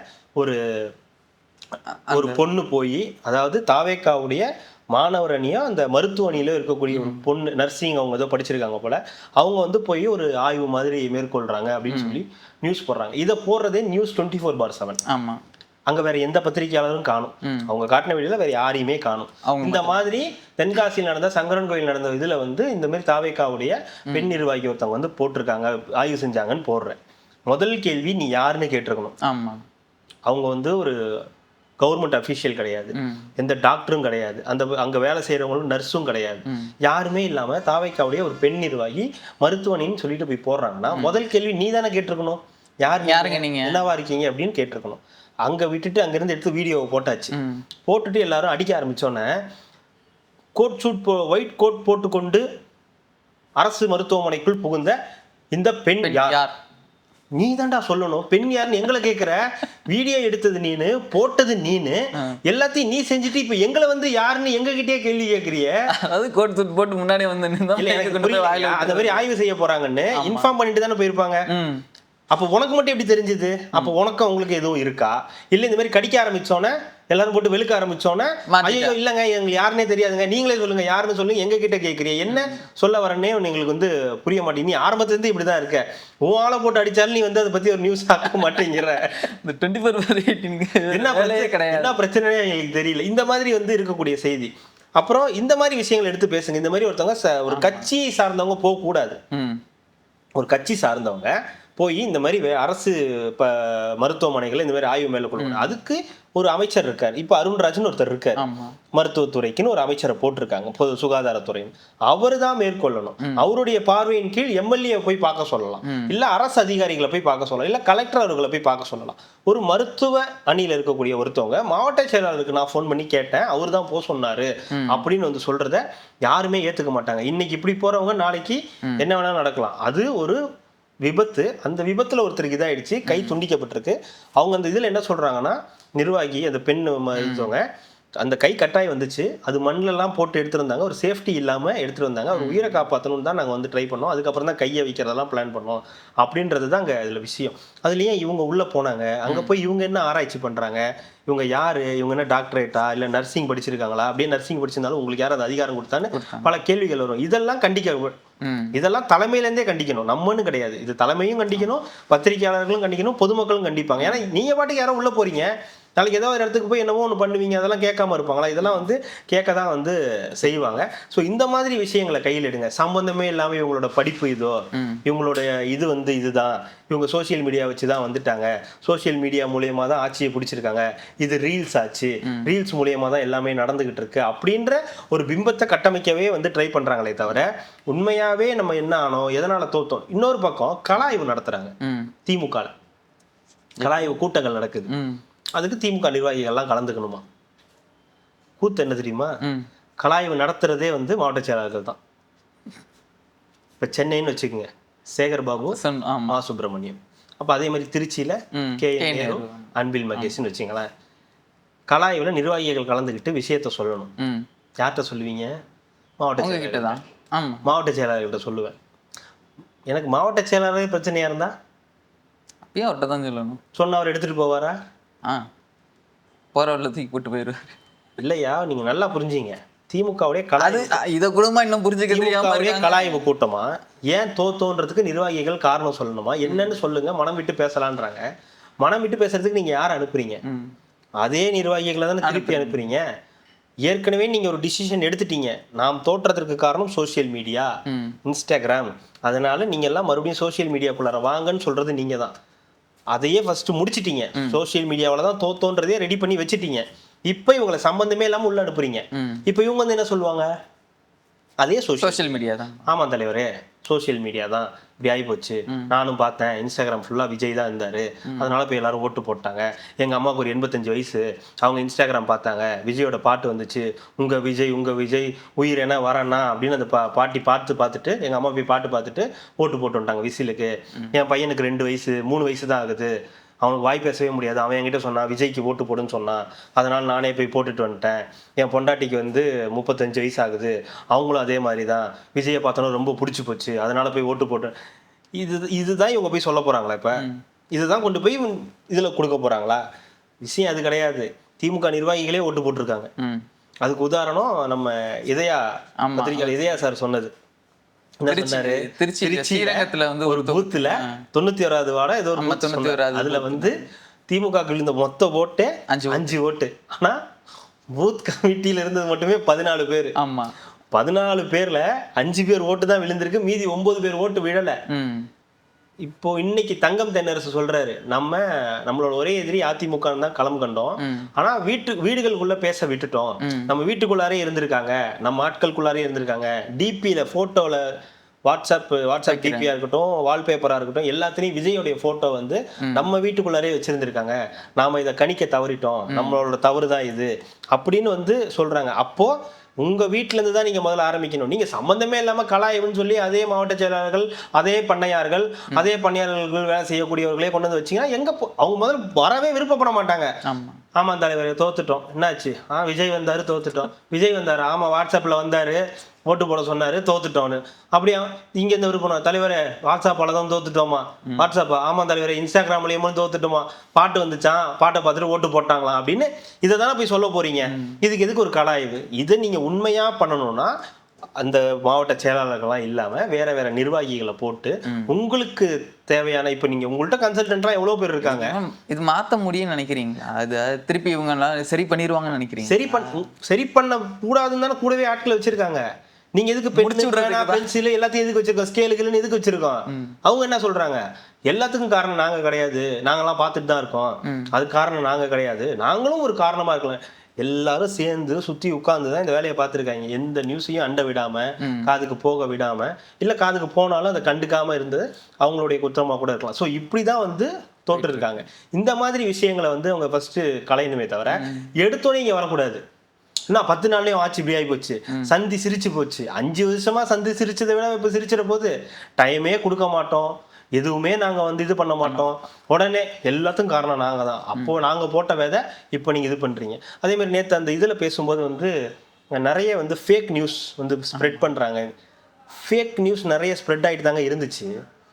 அது இப்போன்னு கிடையாது, எப்பவுமே ஃபேக் நியூஸ் சோஷியல் மீடியாவில் ஸ்ப்ரெட் ஆகிட்டே தான் இருக்கும். யூடியூப்னு ஒன்று இருந்தால் அதில் ஃபேக் நியூஸ் வந்து வரதான் செய்யும். திடீர்னு ஒருத்தர் இறந்துட்டாருன்னு போடுவாங்க, திடீர்னு ஒன்று என்னென்னமோ நியூஸில் உங்களுக்கும் கல்யாணம்னு போடுவாங்க. ஒரு காமெடி நடிகருக்கும் ஒரு ஹீரோயினுக்கும் கல்யாணம் ஆயிடுச்சுன்னு போட்டு 2 பேரும் கன்ஃபார்மே பண்ணிட்டாங்க இவங்களுக்கு தான் கல்யாணம் ஆச்சுன்னு. அது ஏதோ ஒரு ஷூட்டிங்ல எடுத்த போட்டோ, மாலையோட 2 பேர் நிக்கிற மாதிரி ஒரு போட்டோ, அதை போட்டு கன்ஃபார்ம் பண்ணி கல்யாணம் ஆயிடுச்சுன்னு நிறைய பேர் நம்ப ஆரம்பிச்சாங்க. அவன் 2 பேர் கல்யாணம் பண்ணிட்டாங்களே அப்படின்னு. அப்ப அப்படி ஒரு உலகத்துல தான் இருக்கும். இன்னமும் இன்னைக்கு தான் புதுசா வந்து ஃபேக் நரேட்டிவ் இப்படி செஞ்சுதான் அவங்க வந்து ஜெயிச்சிட்டாங்க. உண்மையான தோல்வியை ஒருத்தன் ஏத்துப்பான், ஆமா நம்ம தோத்துட்டோம், நம்ம இதுல இருந்து எப்படி பாடம் கத்துக்கிறது. நீங்க தோத்துட்டோன்றதையும் ஏத்துக்க மாட்டேங்கிறீங்க, அதுவும் இவங்க கிட்ட தோத்துட்டோன்றதை ஏத்துக்கவே மாட்டேங்க. உங்களுக்கு மனசு இல்ல, உங்களுக்கு அந்த மாண்புமிகு ஜோசப் விஜய் சிஎம் அப்படின்னு சொல்றதுல உங்களுக்கு வாய் வரல. அப்ப அதுக்கு என்னெல்லாம் பண்ணலாம்? 6 மாசத்துல கவிழ்ந்துரும், 3 மாசத்துல கவிழ்ந்துரும், கேடு கெட்டவனுங்க, இவங்களா ஓட்டு போடணுங்க, நீ வேணா என் ஊருக்கு வந்து பாடுறா, சட்டையை கிழிச்சிட்டு நின்றா. இதுல நிறைய பேர் அனிதா ராதாகிருஷ்ணனை ஊக்கப்படுத்துறாங்க. அவர் பேசுறத இந்த மாதிரி ஒருத்தர் தான் வேணும், நம்ம வந்து ரொம்ப பொறுத்து போயிட்டோம், சீச்சி இவங்க ஊர்லாம் சண்டை போடக்கூடாதுன்னு நம்ம நினைச்சிட்டோம், இல்ல இவங்கள தான் நம்ம போட்டு பழக்கணும் அப்படின்லாம் வந்து நிறைய பேர் வந்து பேச ஆரம்பிச்சிட்டாங்க. அனிதா ராதாகிருஷ்ணனே நிறைய பேர் பொம்பளை தான் நினைச்சிட்டு இருந்திருக்காங்க. பேர் அந்த மாதிரி நிறைய நான் ஆம்பளடா அனிதா ராதாகிருஷ்ணன். இப்போ இவர் யாருங்க அப்படின்னு, இவருதான் அனிதா ராதாகிருஷ்ணன். அம்மதுல அந்த லேடிய கமெண்ட்ல அனிதா கிருஷ்ணன் அந்த லேடி இல்லையா, லேடியா? பிஜேபியில ஒரு இருக்காங்க, ஆமா வைஷ்ணவி ஏதோ ஒரு பேர் வரும், அவர் ஒரு ஆண், அவங்க ஒரு அமைச்சர் வைஷ்ணவின் தான் ஆரம்பிக்கும் அவங்க பேரு. வைஷ்ணவின் ஏதோ ஒன்று வந்து ரயில்வே துறை அமைச்சரா இருந்தார். அந்த லட்சணத்துல இருந்து இருக்கு இப்போ பார்த்துக்குங்க. ஸோ இந்த மாதிரி இருக்கக்கூடியது தான் வந்து இப்போ அது வந்து ரொம்ப என்கரேஜ் பண்ணுறது. இனிமேல் இவரை மாதிரி தான் நம்ம அரசியல் பண்ணணும். அப்புறம் புதுசாக சில பேர் வந்து காங்கிரஸ்லேருந்து விலைக்கு போய் இவரை கொண்டு போய் திருச்சி கிழக்கில் நிறுத்துங்க, இவருக்கு வந்து உதயநிதி கூட போய் பக்கத்தில் இருந்தாருன்னா மிரட்டிடுவார். மிரட்டலாம் மாட்டார், உதயநிதி பேசுறத பேப்பர் வாங்கி வைப்பார், அவ்வளோதான் பண்ண முடியுமே தவிர அங்கே போய் இவரும் எந்திரிச்சு கர்ஜிக்கெல்லாம் வந்து முடியும், யாரையும் கர்ஜிக்கெல்லாம் விட மாட்டாங்க. அவங்க வெளிநடப்பு பண்ணுவோம், அதுதான் வெளிநடப்பு வேணா வேகமா எல்லாரும் பண்ணலாம். அதுலயும் நிறைய பேர் அவங்களால வேகமாவும் பண்ண முடியாது. இருங்க தம்பி பொறுமையா தான் போவோம், நாங்க எங்களால அவ்வளவு சீக்கிரம்லாம் நடந்து போக முடியாது அப்படின்னுவாங்க. ஸோ அந்த அளவுக்கு தான் வந்து இருக்கக்கூடியதுன்னா, ஸோ இவங்களால ஒட்டுமொத்தமா இந்த சிஸ்டத்தால ஏத்துக்க முடியலங்க. எல்லாத்துக்கும் அதாவது குறை சொல்லக்கூடாதுன்றது நம்மளோட இது கிடையாது. ஒரு ஒரு அதிகாரப்பூர்வ ஒரு சேனல் இருக்கும்ல, இல்லை அரசுடைய இதில் இருக்கும்ல, அதை வச்சு நீங்கள் ஏதாவது பேசுனீங்கன்னா சரி ஆமாங்க இது தப்புங்க இது சரிங்கன்னு சொல்லலாம். ஏதோ ஒரு சேனல், அது என்ன சேனல்னு எவனுக்கும் தெரியல, அதுதான் அவங்களே எழுதி அவங்களே ஒரு நியூஸ் சேனல் வச்சுக்கிட்டு அவனுங்களே எல்லாத்தையும் பண்றானுங்க. சோசியல் மீடியா வச்சு தாவேகா ஜெயிச்சிருச்சு. நீ சன் நியூஸ் வச்சிருக்க, கலைஞர் நியூஸ் வச்சிருக்க, அதையும் தாண்டி பெண்ணுன்னு ஒரு அதையும் தாண்டி உங்களுக்கு பத்திரிகையாளர்கள் அத்தனை பேர் வந்து சப்போர்ட்டுக்கு நின்னாங்க. அரசியல் விமர்சகர்களை வந்து விலைக்கு வாங்கியிருந்தீங்க. இவ்வளோ பேரை வச்சு நீங்க தோத்துமா நம்ப மாட்டேங்கிறீங்க. நீங்க தோத்துட்டீங்க, நீங்க வந்து உண்மையாவே தோத்துட்டீங்க. சோசியல் மீடியாலாம் காரணம் கிடையாது. நீங்களே சொல்லுங்க ஜோ, சன் நியூஸ் அவங்களுக்காக வேலை செய்யும், கலைஞர் செய்திகள் அவங்களுக்காக வேலை செய்யறது, இது அதாவது யூடியூப்ல எவ்வளவு சேனல்ஸ் அவங்களுக்காக வேலை செய்யக்கூடியவங்க நிறைய பேர் இருக்குது, நிறையவே இருக்குது, எக்கச்சக்கமா இருக்கு. எவ்வளவு பத்திரிகையாளர்கள், நம்ம பத்திரிகையாளர்கள் பார்த்தா எவ்வளவு பேர் வந்து அவங்களுக்காக வந்து பேசினாங்க அப்படின்றது. இவ்வளோ இருந்தும் தோத்ததுக்கு காரணம் சோசியல் மீடியாவா? இவங்க எல்லாம் இயங்குனதே சோசியல் மீடியால தானே. இவங்க சன் நெட்வொர்க்கும் சோசியல் மீடியால இருக்குல்ல. எத்தனை இன்ஸ்டா போஸ்ட் போட்டிருப்பீங்க விதவிதமாய் வித்தியாசமாயின்னு. விஜய் 2வது நிமிஷம் ஒரு சுறா படத்துல வர அந்த போஸ்ட் எல்லாம் போட்டு எவ்வளவு போட்டிருப்பீங்க, அவரோட பர்சனல் மேட்டர் எவ்வளவு அடிச்சிருப்பீங்க. அப்ப நீங்க விளையாடாததா சோசியல் மீடியால? இன்னைக்கு வந்து ஏதாவது ஒண்ணு நடந்துச்சுன்னா எடுத்த உடனே உங்களோட கலைஞர் செய்திகள் எடுத்து வந்து போடுறீங்கல்ல. இது எல்லாமே உங்ககிட்ட இருந்தது தான். இதையும் தாண்டி நீங்க தோத்துருக்கீங்கன்னா அதுக்கு காரணம் மக்களுடைய வெறுப்பை நீங்க சம்பாதிச்சிருக்கீங்க. அதுதானே அதாவது விஜய் ஜெயிச்சிட்டாருன்னு விஜய்க்கு தான் எல்லாரும் ஓட்டு போட்டாங்கன்றதெல்லாம் கிடையாது. விஜய் ஜெயிக்கணும்ன்றது ஒரு செட் ஆஃப் பீப்புள் போட்டாங்க. நீங்க வேணான்னு முடிவு பண்ணி போட்டது ஒரு செட் ஆஃப் பீப்புள். அதை கடைசி வரைக்கும் நீங்க புரிஞ்சிக்கல அப்படின்னா, கடைசி வரைக்கும் இந்த மாவட்ட செயலாளர் வச்சுதான் நீங்க கலாய்வை நடத்த போறீங்கன்னா, இந்த ஜென்மத்தில் இல்ல எத்தனை ஜென்மம் எடுத்தாலும் உங்களை வந்து திருத்த முடியாது. அதுல நானும் ஒருத்தங்க. எதுல திருத்த முடியாதுன்றதுக்கு இல்ல, அவங்க வேணான்னு சொல்லி போட்டதுக்கு உண்மையான காரணம் நான் காலையிலே சொன்னதுதான். சொல்லி இன்னைக்கு என் தம்பியோட வந்து கூட பிறந்த தம்பியோட வருஷம் இன்னைக்கு நினைவு நாள். இது எனக்கும் அதே மாதிரி தான், எல்லாருக்கும் இருக்கிற மாதிரி தான் இருக்கும். இதுக்கு முன்னாடியும் என் பெரியப்பா இந்த மாதிரிலாம் இருந்திருக்காங்க. என் தம்பி ஜிஹெச்ல தான் வச்சு பார்த்தேன். என் பெரியப்பாவும் இதுக்கு முன்னாடி ஜிஹெச் தான் கொண்டு போயிருக்கேன். அங்கே ஜிஹெச்சோட அணுகுமுறைலாம் எப்படி இருக்குன்றது எல்லாமே நல்லாவே தெரியும். என் தம்பிக்கு அதே மாதிரி தான் திருப்பூர் ஜிஹெச்சில் தான் வச்சுருந்தான். அவனுக்கு இந்த ஆல்பமென் சொல்லி ஒரு இன்ஜெக்ஷன் வந்து போட்டுக்கிட்டே இருக்கணும், லிவர் ஃபெயிலியர் அப்படின்றதுனால. அங்கே வந்து அந்த ஆல்பமென் இன்ஜெக்ஷன் வந்து கிடையாது. கோயம்புத்தூர்லேருந்து வர வச்சு தான் போடணும்னு சொன்னாங்க. அவங்க கேட்டால் இல்லை வந்துட்டு இருக்குன்னு சொல்லுவாங்க. டாக்டர் கேட்டால் இல்லைங்க போட்டாச்சு அப்படின்னு சொல்லுவாங்க. ஒரு நாளைக்கு 2 என்னமோ போடணும். அதெல்லாம் கேட்டால் போட்டாச்சுன்னு கேட்டாங்க. வந்து பார்த்துட்டாங்கன்னு கேட்டால் பார்த்தாச்சுன்னு சொல்லுங்கன்ற இதுதான் நம்ம முன்னாடி பேசுனதான். தள்ளுறதுக்கு 5 ரூபா, பெட்டில் இருக்கணும், அவங்க பண்ணுற விஷயம், இதெல்லாம் தான் நமக்கு இந்த அரசு வேண்டாம். எதுக்கு இந்த நம்ம மக்களுக்கு இதெல்லாம் இது கேட்கும்போது தான் வீட்டில் என்ன சொல்லுவாங்க, இதை பற்றிலாம் நிறையா பேசும்போதே அம்மாவே வந்து சொல்லுவாங்க, தனி ஒருத்தன் நீ மட்டும் யோசிச்சு என்ன நடக்க போகுது, நீ மட்டும் என்ன யோசிச்சு என்ன நடக்க போகுது அப்படின்னு சொல்லுவாங்க. அதான் நான் ஒருத்தன் யோசிச்ச மட்டும் இல்லை, ஒட்டு மொத்தமாக தனி ஒருத்தனா எல்லாருமே யோசிச்சதுனால தான் இன்னைக்கு இந்த ஆட்சி மாற்றம். எனக்கு நடந்த மாதிரியே ஒவ்வொருத்தருக்கும் ஏதோ ஒரு இன்சிடென்ட் நடந்திருக்கும்ல, அதுதான் இந்த ஆட்சி மாற்றத்துக்கான காரணம். அதுதான் இப்படி ஒவ்வொருத்தருக்கும் அந்த கோவமும், ஒவ்வொருத்தருக்கும் அந்த ஒரு ஆப்ஷன் இல்லாமல் தவிச்சிட்டு இருந்தவங்க. உங்களை மாதிரி நிறைய பேர் ஓட்டு போடாமல் இருந்தவங்க, முன்னாடி இதெல்லாம் வந்து ஓட்டு போடாமல் நிறைய பேர் நிறைய இன்ஸ்டாகிராமோட இன்ஃப்ளூயன்ஸ் இல்லவே இல்லை, ஜீரோலாம் நான் சொல்லவே இல்லைங்க. இன்ஸ்டாகிராமோட இன்ஃப்ளூயன்ஸ் இருக்கு. அது இன்ஸ்டாகிராமோட இன்ஃப்ளூயன்ஸ் இருக்கிறதுல என்ன தப்புன்றதான் என்னுடைய கேள்வி. நீங்க இவ்வளோ பிளாட்ஃபார்ம் வச்சு நீங்க வந்து உங்களுடைய மீடியா, மெயின் ஸ்ட்ரீம் மீடியா ஃபுல்லா உங்க கண்ட்ரோல்ல இருக்கு. மெயின் ஸ்ட்ரீம் மீடியா ஃபுல்லா உங்களோட ஆடை போட்டீங்க, யூடியூப்ல ஃபுல்லா உங்களோட ஆடுகள்லாம் வந்து போட்டீங்க, இன்ஸ்டாகிராம்லயும் உங்களுடைய ஆடுகளை வந்து போட்டீங்க. உங்களுக்காக நிறைய பேர் வந்து பேசினாங்க, உங்களுடைய பாடல்களுக்கு நடனம் பண்ணாங்க, உங்களுடைய மீட்டிங்க்கு இன்ஸ்டாகிராம் இன்ஃப்ளூயன்சரை பயன்படுத்தி நீங்க இவ்வளோ பண்ணீங்க. இவ்வளவும் பண்ணியும் நீங்க தோக்குறீங்கன்னா அதுக்கு காரணம் இதுதான், வேற ஒன்றும் கிடையாது. இந்த மாதிரி உங்களை மாதிரி கோவப்பட்டவங்க, அப்புறம் விஜயோடைய ரசிகர்களாக இருந்தவங்க, வீட்டுக்குள்ளாரியே விஜய் வந்து போனது, ஒவ்வொரு பெண்களுக்கு நீங்க 1000 ரூபா கொடுத்தோம், மகளிர் பேருந்து கொடுத்தோம்லாம் சொன்னா கூட ஒவ்வொரு வீட்டுக்குள்ளாரையும் விஜய் போனதுக்கு ஒரு காரணம் இருக்கு. இந்த 30 வருஷம் அவருடைய இந்த பயணம், திரை பயணமா இருக்கட்டும், இது எல்லாமே அவர் கொண்டு போய் சேர்த்துருச்சு. 2வது, ஒரு பெரிய மாற்றத்துக்கு மக்கள் தயாரா இருந்தாங்க, அதுக்கு சரியா ஒருத்தர் வந்தாரு, சரி ஓகே இவரை நம்ம பயன்படுத்திப்போம் அப்படின்றது தானே தவிர ஒட்டு மொத்தமா விஜய்க்காக தான் ஓட்டு போட எல்லாம் சேர்ந்த காரணியும் விஜய் அவர்கள் இன்னைக்கு ஒரு 108 எம்எல்ஏக்களோட அங்க போய் உட்கார்ந்துருக்கிறதுக்கு காரணமும் நீங்க தான்.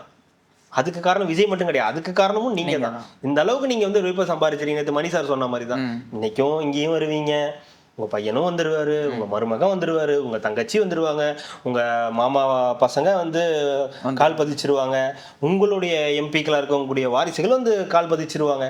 ஆனா அடிமட்ட தொண்டை அப்படியே தான் இருக்கணும். நான் அன்றைக்கி சொன்னல, அந்த ஃப்ரெண்டு சொன்னார் அதே தான். நாங்கள் கடைசி வரைக்கும் இங்கே தான் இருக்கணும். நாங்கள் காசு பணமாக வச்சுருப்போம், ஆனால் பதவி மட்டும் எங்களுக்கு கிடைக்காது. நாங்கள் வணக்கம் வச்சா திருப்பி வணக்கம் வைக்க மாட்டீங்க. இப்போ இன்னைக்கு கலாய்வு நடத்துறீங்களே, அவர் போவாராங்க? அவர் போய் சொல்லுவாரா இதுதாங்க காரணம்னு சொல்லுவாரா? காரணம் உங்களுக்கு ஏற்கனவே தெரியும். நீங்க சும்மா வந்து கேட்குறீங்க, இன்னைக்கு காரணம் வேணுன்றதுக்கு சும்மா ஏதோ கலாய்வு நடத்த சொல்றாங்களேன்னு வந்து பண்ணிட்டு இருக்கீங்க அப்படின்றது தான் அவங்களுடைய பதிலா இருக்கும். ஒவ்வொருத்தரும் இப்ப புரிஞ்சுக்க ஆரம்பிக்கிறாங்க. இந்த கனிமொழி அவர்கள் சொன்னாங்க, புது கூட்டணியை வந்து உருவாக்கணும், கூட்டணியே இல்லாம நம்ம எப்படி ஜெயிக்கிறதுன்றத பார்க்கணும். அந்த அளவுக்கு இப்ப சிந்திக்கிறாங்கல்ல. கூட்டணி இல்லாம நாம எப்படி 120 ஜெயிக்கிறது, புது கூட்டணிகளை உருவாக்க வேண்டிய கட்டாயம் வந்து நமக்கு வந்துருச்சு. வெறுமனே இன்ஸ்டாகிராம் சொல்றத, வாட்ஸ்அப்ல வரதை நம்பாதீங்க, அதுக்கு பின்னாடி என்ன இருக்குன்னு ஆராய்ஞ்சு பாருங்க அப்படின்னு வந்து சொல்றாங்க. அவங்க சொல்றது ஒரு வகையில உண்மைதான். இன்ஸ்டாகிராம்லயும் வாட்ஸ்அப்லயும் நம்ம வரதை அப்படியே நம்ப முடியாது. இப்போ நீங்கள் ஒரு இன்ஸ்டாகிராமில் ஒரு நியூஸ் சொல்கிறீங்கன்னா, நான் உங்கள்கிட்ட கேட்குறேன், இன்ஸ்டாகிராம் ஐயா இப்படி ஒரு நியூஸ் வந்திருக்கு, எதுலையா வந்திருக்கு? அஃபிஷியலாக வந்திருக்கா? இந்த இதுலேருந்து அரசு இதுலேருந்து வந்திருக்கு? அப்படி வந்தால் தான் அது நம்ம நம்ப முடியும். வெறுமனே இன்ஸ்டாகிராமில் எவனோ ஒருத்தன் ஏதோ ஒரு பேரில் வச்சு போட்டிக்கிட்டு இருக்கான். இது இவங்களே உருவாக்கி வச்சிருக்க இன்ஸ்டாகிராமாக கூட இருக்கும். அதெல்லாம் அப்படியே ஒரிஜினல் மாதிரியே டிட்டோ, அதே நேம்லேயே நிறையா அப்படி வரும்போது அதெல்லாம் நம்ம நம்ப முடியாது. அப்போ அஃபிஷியலாக ஏதாவது வந்தால் மட்டும்தான் இதெல்லாம் நம்ம வந்து நம்ப முடியும். ஸோ இன்னமும் சோஷியல் மீடியா தான் காரணம் அப்படின்னு வந்து இவங்க உருட்டிகிட்டு இருந்தாங்கன்னா, கடைசி வரைக்கும் நீங்கள் இப்படியே தான் உருட்டிகிட்டு இருக்கணும், ஒன்றும் பண்ண முடியாது. அடுத்தது போலாங்களா? அடுத்தது அண்ணன் ஒரு பகிரங்கமாக ஒரு காட்டமாக ஒரு பதிவுலாம் போட்டிருந்தாரு. இதுதான் உங்களோட திமுக ஆட்சி, இது நடக்கிறது என்ன தாவேக ஆட்சியா திமுக ஆட்சியா அப்படின்னு வந்து கேட்டிருக்காரு. என்ன இங்கே உங்களுக்கு என்ன ஆட்சி வேணும் அது முதல்ல சொல்லுங்க. திமுக ஆட்சி வேணுமா தாவேக ஆட்சி வேணுமா? நாம் தமிழர் ஆட்சி தாங்க. அது நடக்காது வேற. அதுக்காக தானே இவ்வளோ பேசிக்கிட்டு இருக்கேன் நான். கருப்பை குசும்பேன் பொடி வச்சு பேசுகிறாப்புல. இது மாதிரி போதையில் போய் இது பண்ணியிருக்காங்க, இன்னமும் போதையை ஒழிச்சிட்டேன் அதெல்லாம் இது பண்ணியிருக்கீங்க அப்படின்னு இந்த திருவாரூரில் வந்து ஒரு செய்தியாளரை வந்து பீர் பாட்டில் எடுத்து வந்து அடித்து வந்து உடச்சிருக்காங்க. இதுதான் வந்து தாவேக ஆட்சியில் நடத்தின லட்சணமா அப்படின்னு சொல்லிட்டு கொந்தளிச்சிருக்காரு. சொல்லிட்டாங்க, திருவாரூருடைய காவல்துறையை அந்த அறிக்கை கொடுத்துருச்சு. அது அப்படிலாம் நடக்கலை. அந்த செய்தியாளருக்கு ஏதோ ஒரு இதோட ஒரு பெண்ணோட தொடர்பு இருக்கு. அதனால அந்த வீட்டில் இருக்கக்கூடியவங்க அவங்களோட நண்பர்கள் வந்து பேசிக்கிட்டு இருக்கும்போது அந்த பீர் பாட்டில் எடுத்து தலையில் அடிச்சு உடைச்சிருக்காங்க. இது சொல்ற மாதிரி ஒன்றும் அந்த கஞ்சா போதை பழக்கம்லாம் கிடையாது, காரணம் கிடையாதுன்னு ஒரு அறிக்கையே வந்து கொடுத்துருக்காங்க. இதுதான் நான் சொல்றேன், அஃபிஷியல் வரணும். இதுதான் நடந்திருக்குன்றது அஃபிஷியலா சொன்னா மட்டும்தான் நீங்க நம்பணும். அது அண்ணன் தான் அஃபிஷியலா சொல்லியிருக்காரு. அண்ணா அஃபிஷியல் இல்லை, அண்ணா அஃபிஷியல்லாம் கிடையாது. என்னங்க அண்ணா அஃபிஷியல் இல்லை, அவர் சொன்னா நம்ம தானே செய்வோம். அவர் சொன்னா அது நம்புறதுக்கு ஒரு கூட்டம் இருக்கு, அது வேற, அதை விட்டுருங்க, அது தனி உலகம். அந்த உலகத்திலிருந்து நம்ம வெளியே வந்து தான் பார்க்கணும். அவங்க சொல்லுவாங்க தாவேக்கா ஒரு தனி உலகம் அப்படின்னு அவங்க சொல்லுவாங்க. அதே மாதிரி தான் நம்ம சொல்றோம், நீங்க ஒரு தனி உலகம், உங்க உலகத்துக்குள்ள எங்களால வர முடியாது, நாங்க வெளியே நின்னே பாத்துக்கிறோன்ற மாதிரி தான். ஸோ அவங்க வந்து ஒன்று சொன்னா அண்ணன் சொன்னா அதை நம்புவாங்க, அதை நம்ம எல்லாரும் நம்ப மாட்டாங்க. அதை திருவாரூர் போலீஸ் நம்ப வேண்டிய அவசியம் கிடையாது. அவங்களுக்கு என்னன்றது உண்மை தெரியும். அவங்க அந்த அறிக்கையா கொடுத்துட்டாங்க. ஆனா இது நல்லா இருக்குல்ல, ஒவ்வொரு விஷயம் வரும்போது ஒரு போலீஸ். அதே மாதிரி தான் ஈரோட்ல எஸ்பி அவர்களை வந்து தாவேகா எம்எல்ஏ வந்து மிரட்டினாங்க அப்படின்னு சொல்லி, அதுக்கும் வந்து இல்லை அப்படிலாம் எந்த செய்தியும் நடக்கல. தினகரன் நாளிதழ் வந்து ஒரு பொய்யான செய்தியை வந்து பரப்பிக்கிட்டு இருக்காங்க அப்படின்றத அவங்களும் வந்து தெளிவா வந்து, அதாவது என்னன்னா ஒட்டுமொத்தமா ஒரு ஆட்சியை எல்லாரும் எதிர்க்கிறாங்க. அரசை எதிர்க்கணும், நீங்களோ நானோ எல்லாருமே கேள்வி கேட்கணும், எதிர்க்கணும், நல்ல விஷயம் செஞ்சா பாராட்டணும்ன்றதெல்லாம் உண்மை. ஆனா நான் 10 நாள்ல இதெல்லாம் செய்வேன், 10 நாள்ல இந்த இது வந்து அப்படியே மாறி தூய ஆட்சியா மாறி ரோட்ல அப்படியே வெள்ளம் ஓடணும், பாலாறும் தேனாரும் ஓடணும். எந்த ஆட்சி வந்தாலும் பாலாறும் தேனாறும்லாம் இங்க ஓடாது. அதே மாதிரி 10 ரூபாய்க்கு பாட்டிலுக்கு 10 ரூபா அப்படின்றது, பாட்டிலுக்கு 10 ரூபாவை இன்னைக்கு வந்து எல்லாரும் கேள்வி கேட்கறாங்க. இன்னைக்கு போய் வந்து ஏன் பாட்டிலுக்கு 10 ரூபா வாங்குறீங்க, இந்த ஆட்சி மாறிடுச்சு, பண்ணக்கூடாதுன்னு சொல்லியிருக்காங்க அப்படின்னு சொல்லி எல்லாரும் சண்டை போடுறாங்க, கேள்வி கேட்கறாங்க. அந்த கேள்விக்கு அவங்க பதில் சொல்ல வேண்டியிருக்கு, அதை வீடியோவா எடுக்கிறாங்க. சில பேர் வம்புக்குனே போய் பண்றாங்க, அது ஒரு பக்கம் நடக்குது. வம்புக்குனே போய் வீடியோ எடுத்து ப்ரமோட் பண்ணிக்கணுன்ற மாதிரியும் பண்றாங்க. சில பேர் ஏன் நீங்க வாங்குறீங்க, அந்த காசு எங்களோட காசு வாங்காதீங்கன்ற. அதுக்கு நிர்வாகம் என்ன சொல்லுது, எங்களுக்கு என்ன அப்படின்னு இல்லை, நிர்வாகத்தெல்லாம் இந்த கடையோடைய நிர்வாக பொறுப்பையும் செலவையும் அரசு ஏற்குதுன்னா நாங்க வாங்க மாட்டோம் அப்படின்னு சொல்றாங்க. மயிலாடுதுறையில கைதே நடந்திருக்குது, காசு அதிகமாகணும்னு சொல்லி கைது நடந்து போராட்டம்லாம் வந்து நடந்திருக்கு. அப்படின்னு போது அப்ப கேள்வி கேட்கிற அளவுக்கு மக்கள் வராங்க. கேள்வி என்னால கேட்க முடியும், நீ ஏன் என்கிட்ட 10 ரூபா என் காசை வாங்குறேன்னு கேள்வி கேட்க முடியுன்ற அளவுக்கு முன்னாடி வராங்களா? இது முன்னாடி நடந்திருக்கா?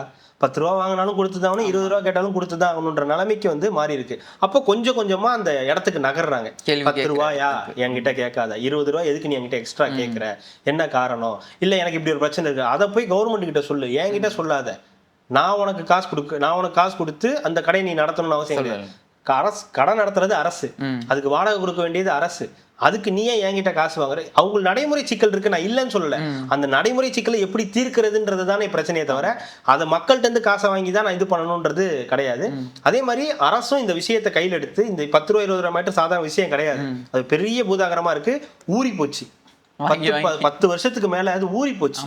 வாங்கி வாங்கி வாங்கி அது என்னவோ 10 ரூபா கம்மியா வாங்கினா தெய்வ குத்தம் ஆயிடுது, என்னால அது ஜீர்ணிச்சிக்கவே முடியலன்ற மாதிரி அந்த கடை ஊழியர்கள்லாம் பண்றது அப்படிதான் இருக்கு. அப்போ அதை கண்ட்ரோல் பண்ணணும். உண்மையாவே அதை கண்ட்ரோல் பண்ண வேண்டிய இடத்துக்கு நகர்ந்துகிட்டு இருக்காங்க. அது கொஞ்சம் கொஞ்சமா கண்ட்ரோல் ஆயிட்டு இருக்கு. நான் கேள்விப்பட்டது 10 மணிக்கு மேல எங்கேயும் வந்து கிடைக்கல, கம்பல்சரி க்ளோஸ்டு அப்படின்ற மாதிரி போகுதுன்னு கேள்விப்படுறேன். அது உண்மைன்னா நல்ல விஷயம், உண்மையாவே நல்ல விஷயம். 10 மணிக்கு மேல கிடைக்காததெல்லாம் பல குடும்பங்களுக்கு வந்து நிம்மதி. எனக்கு தெரிஞ்சு இன்னும் டைமிங்கை கம்மி பண்ணா கூட இன்னும் சந்தோஷம் தான். கொஞ்சம் சீக்கிரமா க்ளோஸ் பண்ணா நல்லா இருக்கும். அடுத்து இந்த ரீல்ஸ் பிரச்சனை.